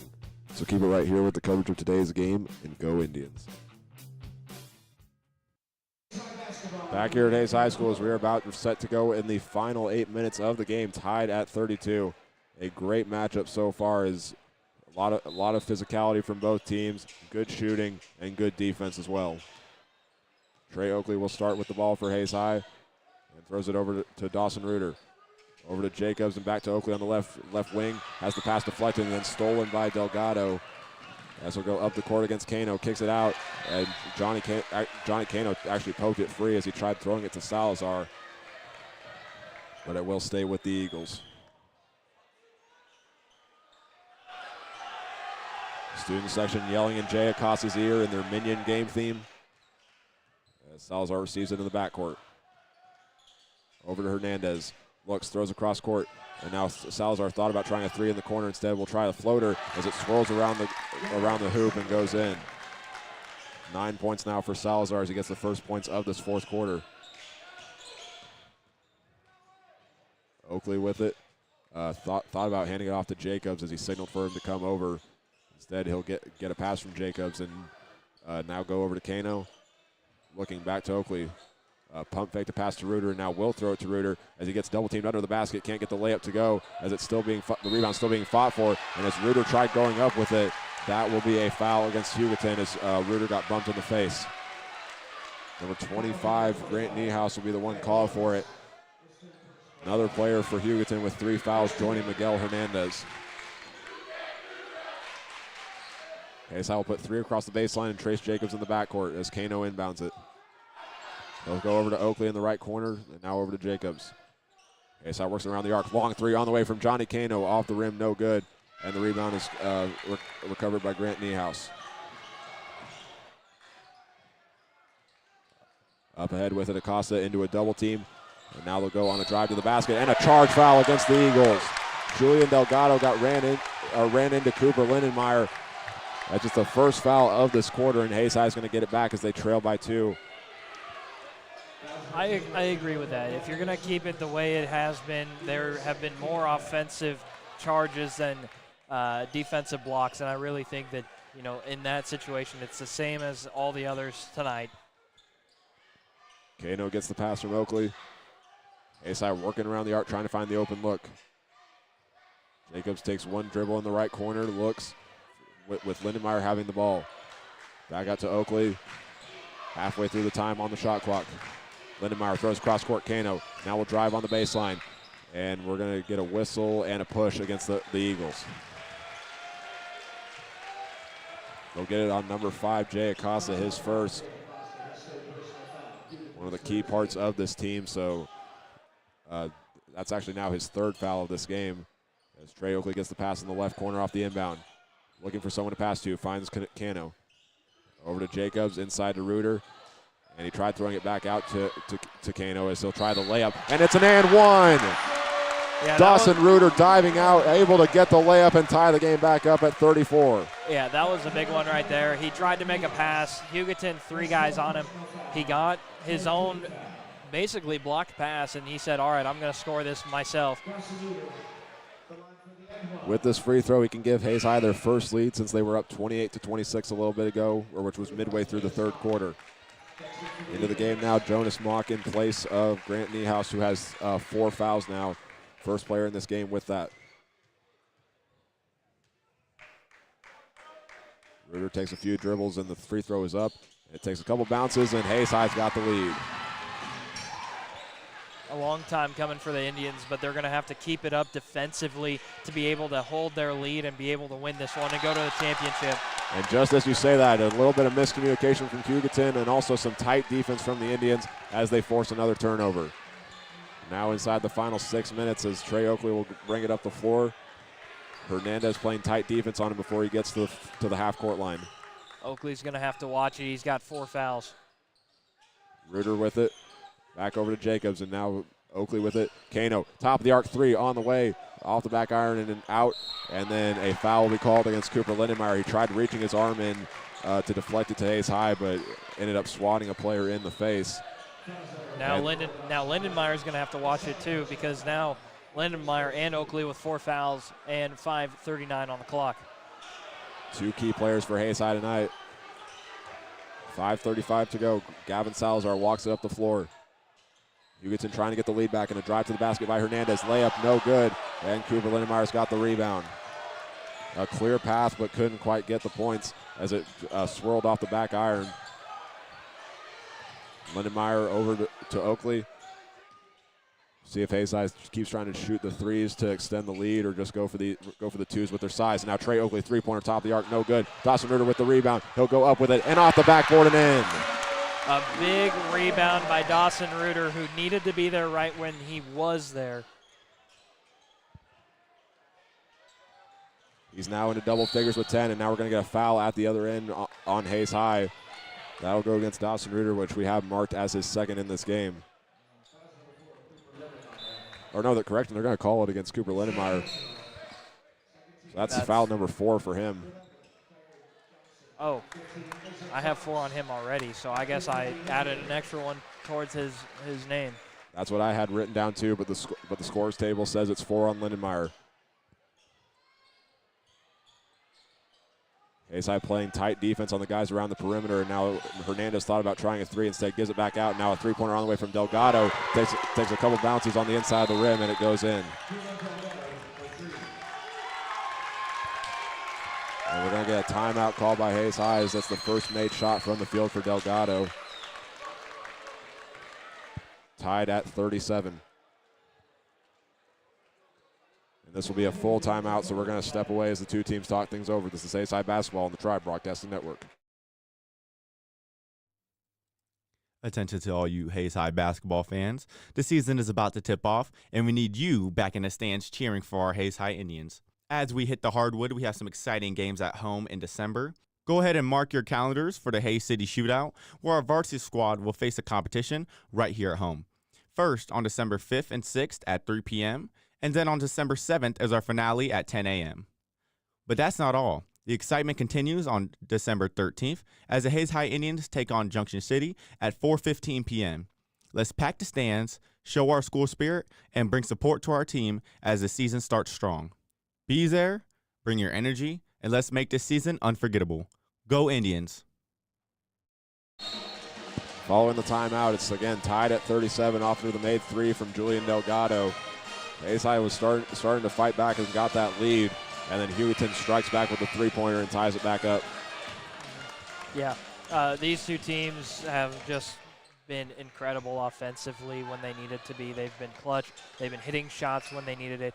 And, with the last 4:39 on the clock, I don't expect anything more than going down to the very last second. It's a shame only one of these teams can be in the championship game against Blue Valley Northwest. Trey Oakley with it, throws it up to Isaac Fox. He's standing on the left wing. We'll give it inside to Reuter, who's standing at the free throw line. Trying to back down his man, spins all the way to the basket, and he gets another layup to go as he's now up to 12 points in the game.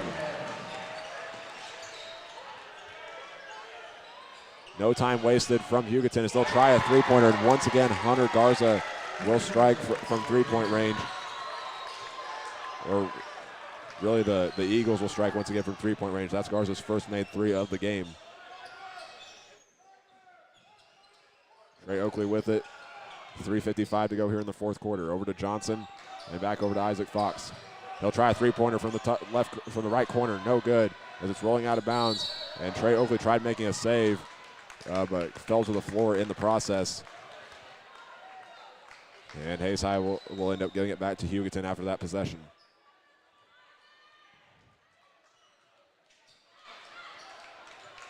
Cooper Johnson will be the one guarding Salazar, who crosses midcourt.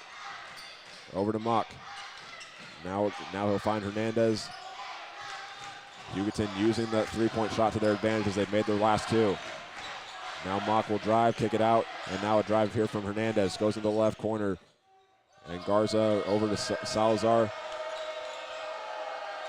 10 seconds on the shot clock. Acosta, guarded by Cano. He'll try a pull-up 3 from college range, off the back iron, no good. And it hits the top of the goal, and it will be Hayes High ball as it's the 15th missed three-pointer for Hugoton.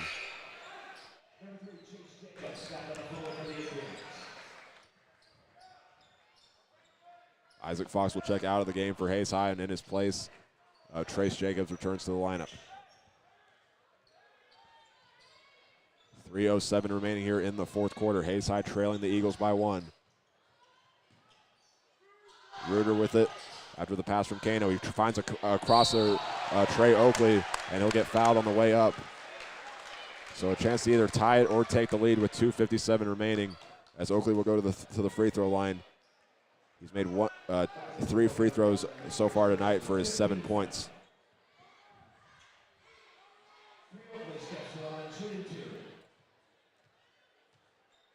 Oakley gets set for the free throw to tie it up, and he switches it.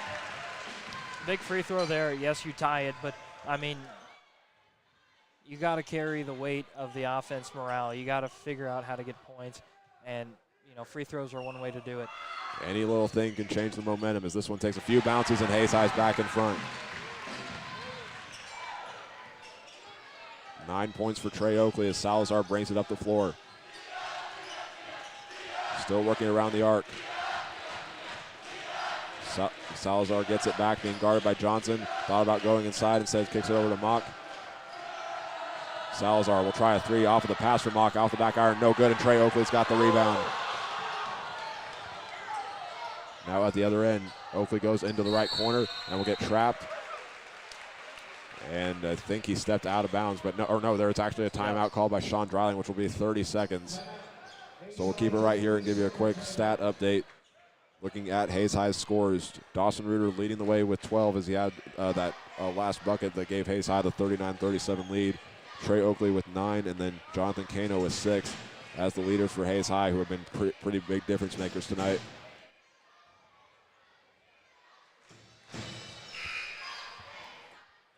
And Hugoton's leading scorers, looking at them, they have 2 guys with 9 points just on the brink of getting into double figures with Miguel Hernandez and Gavin Salazar. We've seen a few of those guys hit some three-pointers, which has been their key so far. They have made 2 so far in this quarter.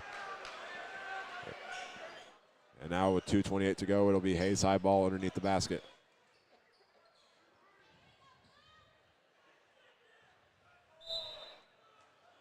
Or correction, Trey Oakley will actually be in front of the Hayes High benches. He throws it to Trace Jacobs across court. Cooper Johnson, left corner three. Swish!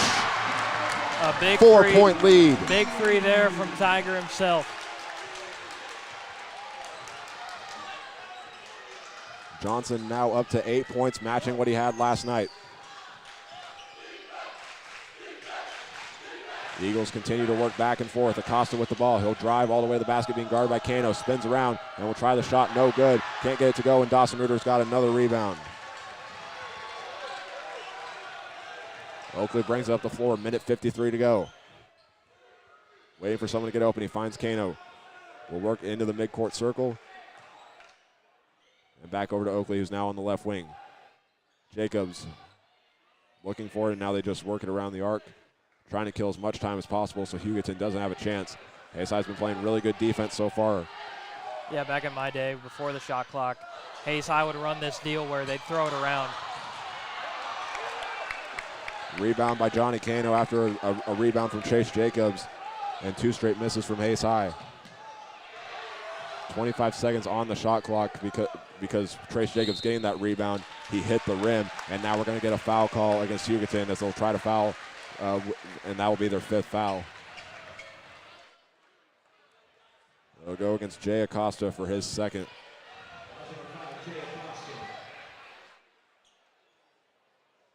Correction, that's actually his 4th foul in this game.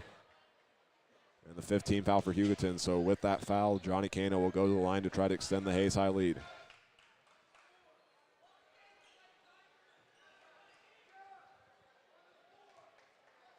On the floor for Hayes High for this next defensive possession after these free throws is Cooper Johnson, Trey Oakley, Trace Jacobs, Dawson Reuter, and Johnny Cano. No one at the scores table for either team. Cano will take his first free throw, and it bounces off the back iron and no good.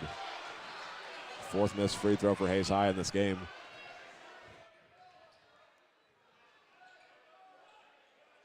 As Cano gets set, 6 points so far for him tonight. His first one came from a free throw. The other 2 have been a jump shot as well as a three-pointer, and this one is good.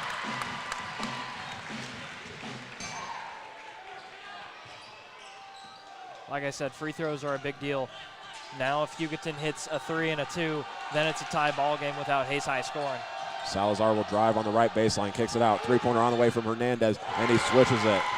See, that free throw is huge because now it's a one-possession ball game where Hayes High only needs to make a free throw if they make a 3.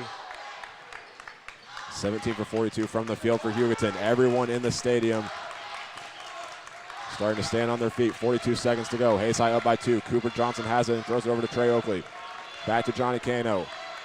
Waiting for the offense to set up.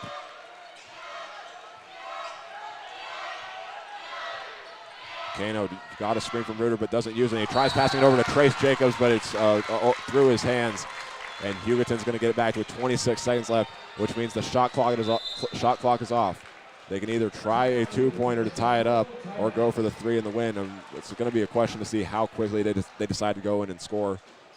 Well, I talked about this in the pregame show, and Coach Trey O'Neill is one of the best young high school head coaches in basketball in Kansas. And I tell you what, he is going to take every second off the clock. Not every, but he's going to try and go at least with maybe 10 to 8 seconds off and then start going. Because hopefully if they miss, at least you could get a rebound and put it back up. And I think that's what they're going to go with. You got to find the hands of Salazar, Hernandez. Those two guys are going to be one of the ones that you're going to look at and try and get the ball in their hands. They're 3 for 5 from three-point range in this fourth quarter. And we've seen a lot of the notable guys such as Miguel Hernandez and Gavin Salazar. We'll see how much faith that they put into him as they have 10 seconds remaining for this timeout. Yeah, and this is going to be huge out of this timeout. And you got to believe that Hayes High is going to defend tightly. And also not only that, but you got to worry about overtime. Trey Oakley cannot foul, and he's coming out there. So it'll be interesting to see what Hayes High does here, especially against a team that has no shot clock with 26 seconds left. Again, Salazar will bring it up the floor. Cooper Lindenmeyer and Trey Oakley will play near half court to try to put pressure on Hugoton. Now Lindenmeyer does run up as the ball is rolling out, and now the clock is on. Hernandez gets the ball. The whole building's starting to get loud as the Hugoton's got the ball, looking for an open shot. Hernandez, he'll try a pull-up three on the way. No good. Ball is loose. Still trying to be fought for. Johnny Cano comes out with it, and he's fouled with 10 seconds remaining. A big rebound by Jonathan Cano. One thing you talked about, he is a wide receiver for this football team. He has passion, he has heart. I've known his two older brothers. They are the same way. And he's nothing but heart and grit. And I'm grateful that he got that because, it just shows what type of an athlete he is. And the thing that I just thought of, Hayes High's kind of been in this situation in this tournament where it's a close game. Hugoton, they won by 30 in their first game, so they haven't had to deal with the pressure that Hayes High has, and that shot may have kind of been rushed a little bit, but Johnny Cano misses his first free throw. And now Hayes High is going to call a timeout. Yeah, big timeout there. I'm not shocked that, head coach Sean Dreiling wanted to take it. It was kind of needed, but also at the same time a weird timeout to take right then and there, especially when your guy is at the free throw line. You don't want to ice him, but he did miss the free throw, so maybe get his head back into it is what he's thinking, and try and set up defensively what's going to happen to them, especially if it's a miss. You can't really call a timeout at that point. And let's think of some scenarios here. What would you do if you're Hugoton and he makes it compared to what would happen if you miss it? Do you just put all your chips in on this play and just try and run down and score, or do you kind of regain yourself with a timeout? I believe they have two left right now. Yeah, so what Trey O'Neill's going to do here is he's going to see if it's made or missed. If it's made, he's going to call a quick timeout right away. That means he's going to advance the ball, and then he's going to set up a half-court offense with the last couple of seconds on there. That means that Hayes High has to make this one because they're going to shoot a three. No matter what, they are going to have to shoot a three, win or tie to go into overtime. And so for Cano, this is all on his back. But if it's missed, O'Neill's going to call a timeout whether he wants to or not. 10 seconds on the clock, he's got 2 left. And he's just going to set up in half-court offense. And honestly, if it's missed, they're going to try and set up for a 2 at least to push and make an easier shot. And we'll see what it is as Johnny Cano returns to the line. Now we'll get another timeout called by Hugoton. So for this one, we will step away for a moment as they talk things over. This is Hayes High Basketball on the Tribe Broadcasting Network.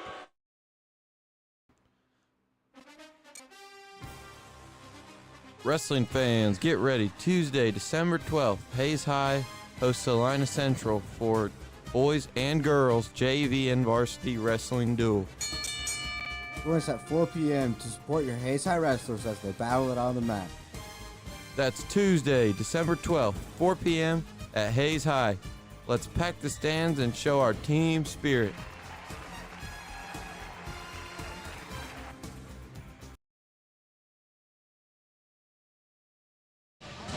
So Hugoton decides to use their timeout a little bit earlier as Johnny Cano about to go back to the line as Hayes High in front 45-43 in the final 10 seconds of this shootout semifinal matchup.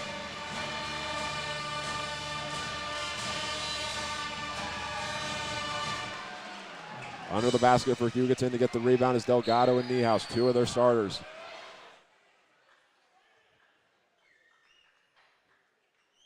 The whole building goes silent for Cano. Only noise coming from Hugoton fans. It is up, and he swishes the free throw. 3-point lead for Hayes High in these final 10 seconds. Is that going to be called on Lindenmeyer? It might even be an intentional foul because Hayes High has fouls to give. They can possibly run a lot of time off just by calling these fouls. Yeah, but they're going to call it on Lindenmeyer. That's a fifth personal. I was going to say, I don't understand that, but he's going to check out of the game. I mean, you got to rely on your defense at this point, so I would assume that point was to try to run a few seconds off and maybe give your guys times to regain themselves, because Hugoton needs a three.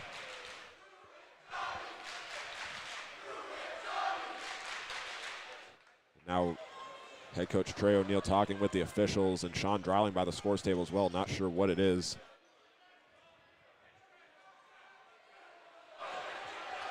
Not sure what they're discussing, trying to get an idea of what it is. Maybe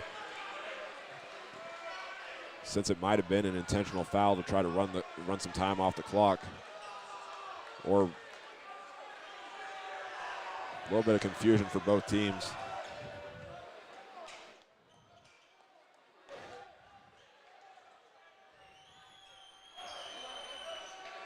So the time on the clock will be 9.5 seconds for Hugoton to inbound. Salazar runs it up the floor, and he gets fouled once again. So Hayes High is trying to send Hugoton to the free throw line too, which they're down by 3, and they would only get 2 shots at the line. And that's a smart move. We didn't even talk about what Hayes High could do. And honestly, this is the smartest move that Hayes High could possibly draw up. Now Hugoton takes a timeout as Coach O'Neill takes his final. And this will be interesting to see what they do, because if they're getting fouled, they're going to have to hurry up and just draw the foul themselves. They're down by 3, and it's only 6 seconds remaining, and it's a full timeout called by Trey O'Neill. Let's talk about this once again.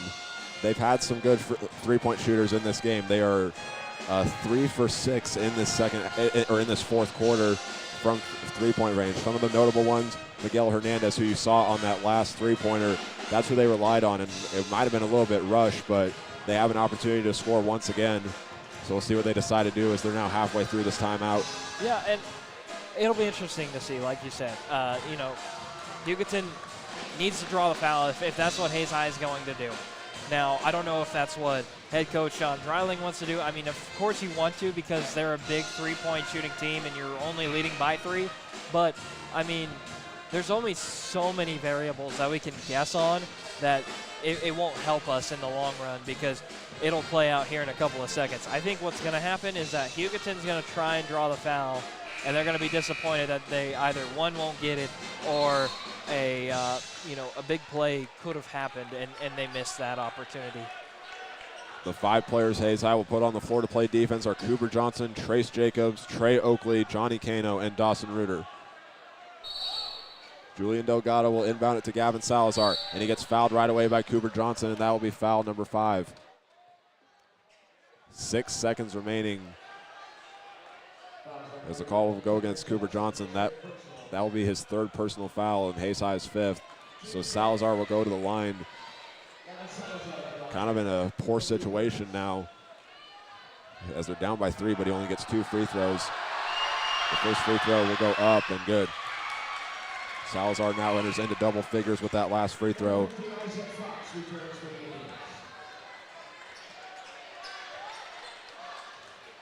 So we'll see if is there even a possibility of him intentionally missing? I I don't know if he would try that right now. He does not. He makes it and gets his 11th point of the game, and it's 46-45. And another timeout called by Hayes High. No more timeouts. So we're good here. 6 seconds. I mean, like I said, it's going to come down to the last possession, and it probably will. I mean, you're going to get a quick foul here from Hugoton, send Hayes High to the line, hope that Hayes High misses one. Here's the problem. Hugoton's going to run up against time. You're probably going to run off a second maybe. You got 5 seconds to run half the distance and then try and at least, try and throw a prayer up there. And Hayes High's 11 for 16 at the free throw line, so if they make both of these free throws, if they get fouled right here, Hugoton would possibly be forced into a situation where they have to attempt a three-pointer. They're 7 for 24. They're on the night, but I mentioned that in this quarter they're 3 for 6. But it's going to be a tough situation to be in with the limited amount of time that they have. But the question for them is, who do you want to foul? And also, one that just came to my mind, should Hayes High intentionally miss the second free throw to pressure Hugoton? Ooh, I don't believe so. You got to take the points. I feel like in this moment you got to feel secure. Don't put it on yourselves defensively, because at that moment, if you do lose this game, you don't want to rely on that defense and go, all right, that's why we lost, is because we didn't give up, or we didn't take the point when we should have. Trace Jacobs will inbound. Hayes High will put all 4 guys up in the front court. Jacobs looks and will inbound it to Johnny Cano. It takes 1.1 seconds off the clock. We'll see who the foul goes against. It looks like Miguel Hernandez, number 15. That's his 4th. He's been their key player in this 4th quarter. Now Johnny Cano going to the line, trying to give Hayes High a 3-point lead. We'll likely see Hayes High play with all their guys back. No timeouts from Hugoton. There's a huddle of 4 around Dreiling and a huddle of 3 around O'Neill. Cano's first free throw is up, and it's good. That's a big one right there. You got to make the second one and basically force overtime, or you win and go to your own your own championship. Hayes High's failed the 2 previous times, losing in this round to Life Prep and Lawrence Free State. Now Johnny Cano can give him a 3-point lead with this free throw. It swirls out, no good. He gets his own miss, but goes out of bounds at the end. There's 3.5 seconds left. You couldn't have scripted out better. Johnny getting a second at least off of the clock and making it a problem for Hugoton. Delgado will inbound. Up ahead to Salazar, has to hit a 3. Guarded by Johnson, he'll pull up from far beyond, and it's no good, off the backboard in the rim, and Hayes High wins it 47-45. What a win. After the 2 previous years losing in this round, they set up a date with Blue Valley Northwest tomorrow, knocking off Hugoton by a final score of 47-45. And we'll talk about tonight's game and our final numbers when we come back on the postgame show. This is Hayes High Basketball on the Tribe Broadcasting Network. Attention to all you Hayes High basketball fans. The season is about to tip off, and we need you back in the stands cheering for our Hayes High Indians. As we hit the hardwood, we have some exciting games at home in December. Go ahead and mark your calendars for the Hayes City Shootout, where our varsity squad will face a competition right here at home. First, on December 5th and 6th at 3 p.m., and then on December 7th as our finale at 10 a.m. But that's not all. The excitement continues on December 13th as the Hayes High Indians take on Junction City at 4:15 p.m. Let's pack the stands, show our school spirit, and bring support to our team as the season starts strong. Be there, bring your energy, and let's make this season unforgettable. Go Indians!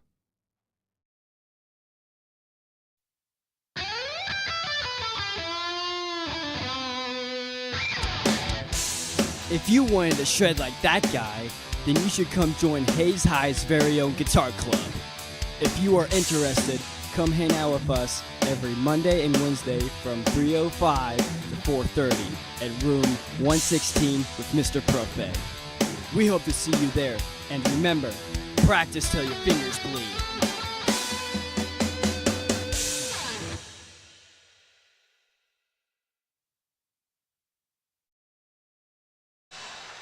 Back here at Hayes High School on the postgame show as the Indians get a thriller win 47-45 over Hugoton after a missed three-pointer as the buzzer sounded. What a game that was. Hayes High going back and forth with the 4A state runner-up in that final quarter. They started with the lead 34. The Eagles started with the lead 34-32. Hayes High comes back and gets the lead. Then they're duking it out back and forth, changing leads. Hayes High even led 45-40 at one point, but Hugoton didn't let that bother them, hitting a three-pointer by Miguel Hernandez. And then at the end, Hayes High gets a clutch free throw from Johnny Cano, and they prevail by 2 points. Yeah, and I tell you what, going down to the last wire in basketball, I mean, you couldn't ask for anything better. For your Hayes High career, you've had a couple at least. I know I had a couple in my day. And watching the fans, watching the student section, watching everybody else and the students on the court especially, it is something that you always live for, either as a kid wanting to be on the court or someone that wishes that they could have been on the court and had that experience.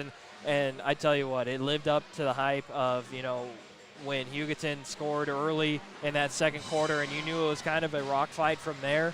And, it was a great game all around. And either way, regardless of how the outcome went, both teams are going to get an exciting matchup tomorrow. Hayes High is playing Blue Valley Northwest, a dominant force at the 6A level with multiple state championships. And Hugoton's going to get a familiar name that is known on a national level, Sunrise Christian. Although it is their JV team, still a very tough team. These two teams brought a lot to the table that maybe you could kind of learn from each other before you go into your matchup tomorrow night. Yeah. I know Hayes High was watching that game, at least the first half of it, the second half of it. I tell you what, that game against Blue Valley will be a tough one for sure. They are very athletic. They got some size. You do have some football players on this team, I will say, but I don't know. The agility on this squad that they have coming against the Hayes High Indians will be tough. Will be tough to go against tomorrow night. And sticking on that topic of regardless of the outcome, the way Hayes High plays tomorrow night, either way, they have an idea of what they're going to do this season. Comparing last night's result to tonight's result, they found their identity with a lot of the players. A lot of guys stepped up big. You had guys splitting the points. Dawson Reuter finishing with 12, Trey Oakley with 9, Cooper Johnson with 8, and Jonathan Cano with 9. Just an all-around great team effort that they can take that they can take into the rest of the season after the shootout before they go to Liberal in Junction City for the rest of this 2024 part of the season before going into winter break. Yeah, and I tell you what, you got Garden City, who has been in contention during my days here. They're always going to be good. They fell today in their semifinal tournament. You got Liberal, who is kind of rolling through their Colorado competition right now. But I tell you what, the Hayes High Indians will be ready, no matter win or lose tomorrow. And the excitement is here once again as both teams in the championship game. First time in a while, and I know that you're going to study up on that and tell us, when the last time that happened. When the last time that the boys and girls were in the championship game. I'll have to pull that up real fast. I can find it pretty quickly. I think that was back in my day when I was here, even before that. We'll get the note from Dustin Armbruster. So we have Hayes High with 9 championships all-time on the boys' side, one of 14 different winners.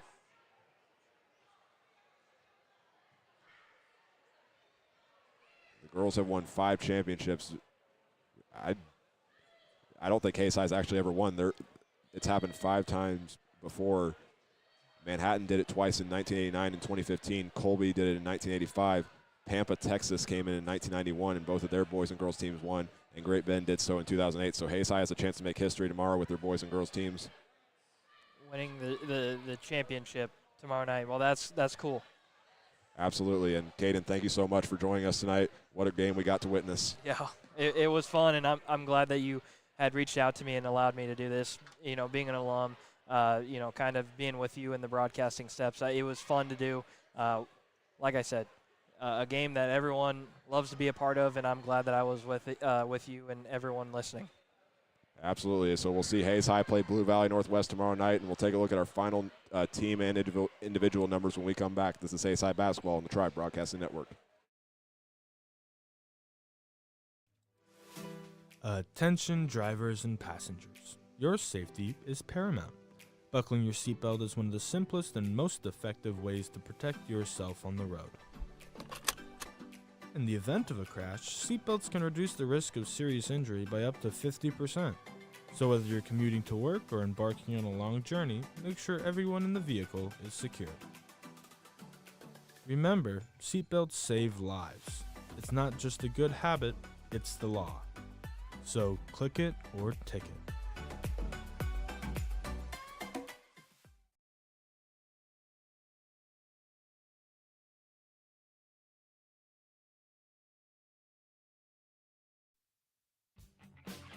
Hello everyone, it's Hank Corsair, your voice of Hayes High Athletics on the Tribe Broadcasting Network. We want to thank you all for tuning into today's game, and we want to remind you all that Tribe Broadcasting is your home for exclusive coverage of Hayes High Athletics with live video of games, team hype videos, features in the monthly news, and so much more. Plus, you can catch me throughout the year doing live play-by-play for football, volleyball, and boys soccer in the fall, basketball and wrestling in the winter, and baseball, softball, and girls soccer in the spring. So keep it right here with the coverage of today's game, and go Indians. Attention to all you Hayes High basketball fans. The season is about to tip off, and we need you back in the stands cheering for our Hayes High Indians. As we hit the hardwood, we have some exciting games at home in December. Go ahead and mark your calendars for the Hayes City Shootout, where our varsity squad will face a competition right here at home. First, on December 5th and 6th at 3 p.m., and then on December 7th is our finale at 10 a.m. But that's not all. The excitement continues on December 13th as the Hayes High Indians take on Junction City at 4:15 p.m. Let's pack the stands, show our school spirit, and bring support to our team as the season starts strong. Be there, bring your energy, and let's make this season unforgettable. Go Indians! Attention drivers and passengers. Your safety is paramount. Buckling your seatbelt is one of the simplest and most effective ways to protect yourself on the road.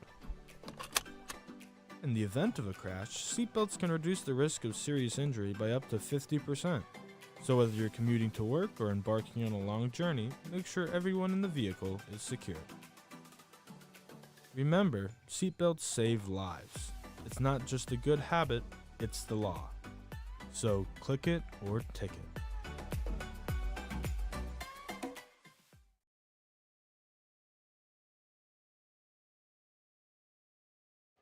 Back here at Hayes High School on the postgame show, Hayes High gets the win 47-45 to move on to the championship game of the Hayes City Shootout. And we'll now give you our individual and team numbers. Starting off with Hayes High, the leading scorer in tonight's game was Dawson Reuter once again. He had 15 last night leading the way, and he had 12 tonight. Right behind him, he had a lot of help. Trey Oakley with 9, Jonathan Cano also with 9, and then Cooper Johnson finished with 8. And behind them, Cooper Lindenmeyer and Trace Jacobs had 2, and Isaac Fox with 4. Looking at the scoring for Hugoton, they relied on a total of 8 different players scoring tonight. Leading the way was Gavin Salazar it was Miguel Hernandez leading the way with 12, and then Gavin Salazar had 11. Following behind them, Jay Acosta with 8, and Hunter Garza with 5. Julian Delgado with 4, and then rounding it out, it was Jonas Mock with 3, Adrian Adigan with 2, and Grant Niehaus with 2. Now looking at Hayes High's other individual numbers.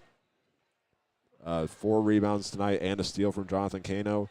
Cooper Lindenmeyer had 3 rebounds, and so did Trace Jacobs, and Trey Oakley also had 3 rebounds as well. So then Cooper Johnson had 4 rebounds and an assist. Isaac Fox finished with 5 rebounds.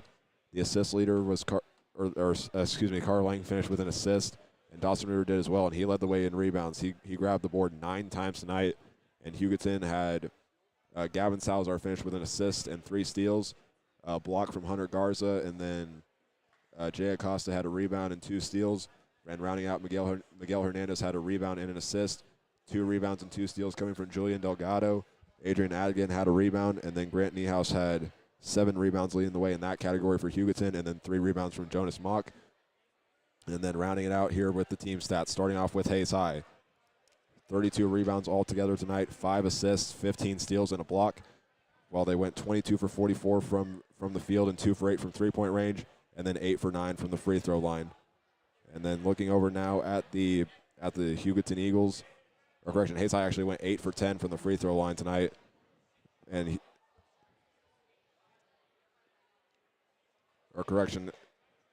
starting over with that, Hayes High had 31 rebounds tonight and 3 assists as well as a steal. They went 16 for 43 from the field and 3 for 14 from three-point range, and then 12 for 18 at the free throw line. Hugoton was 17 for 44 from the field, going 7 for 25 from three-point range, and also 4 for 7 at the free throw line. And then their other stats included 15 rebounds, 2 assists, and 7 steals. And we'll now get you our final scores from around the state. Starting off in the shootout, if we can get the bracket pulled up right here and give you some updates on it. A few of the games that were already decided earlier today. So Hayes High girls will face Life Prep tomorrow here at Hayes High at 5 o'clock. And Hugoton girls will face off against Olathe West for the third place game at 1:30. Manhattan got the win over TMP earlier today, 53-32, to set up a matchup in the fourth place game. And TMP will play for 7th place tomorrow at HMS at 10 a.m. On the boys' side, Hayes High will get a 7 o'clock game against Blue Valley Northwest, and Hugoton will face Sunrise Christian here at Hayes High at 3:15. After Sunrise Christian lost to Blue Valley Northwest 50-59. Life Prep defeats Manhattan 54-49 to move on to the fourth place game, as Manhattan will go for 7th place.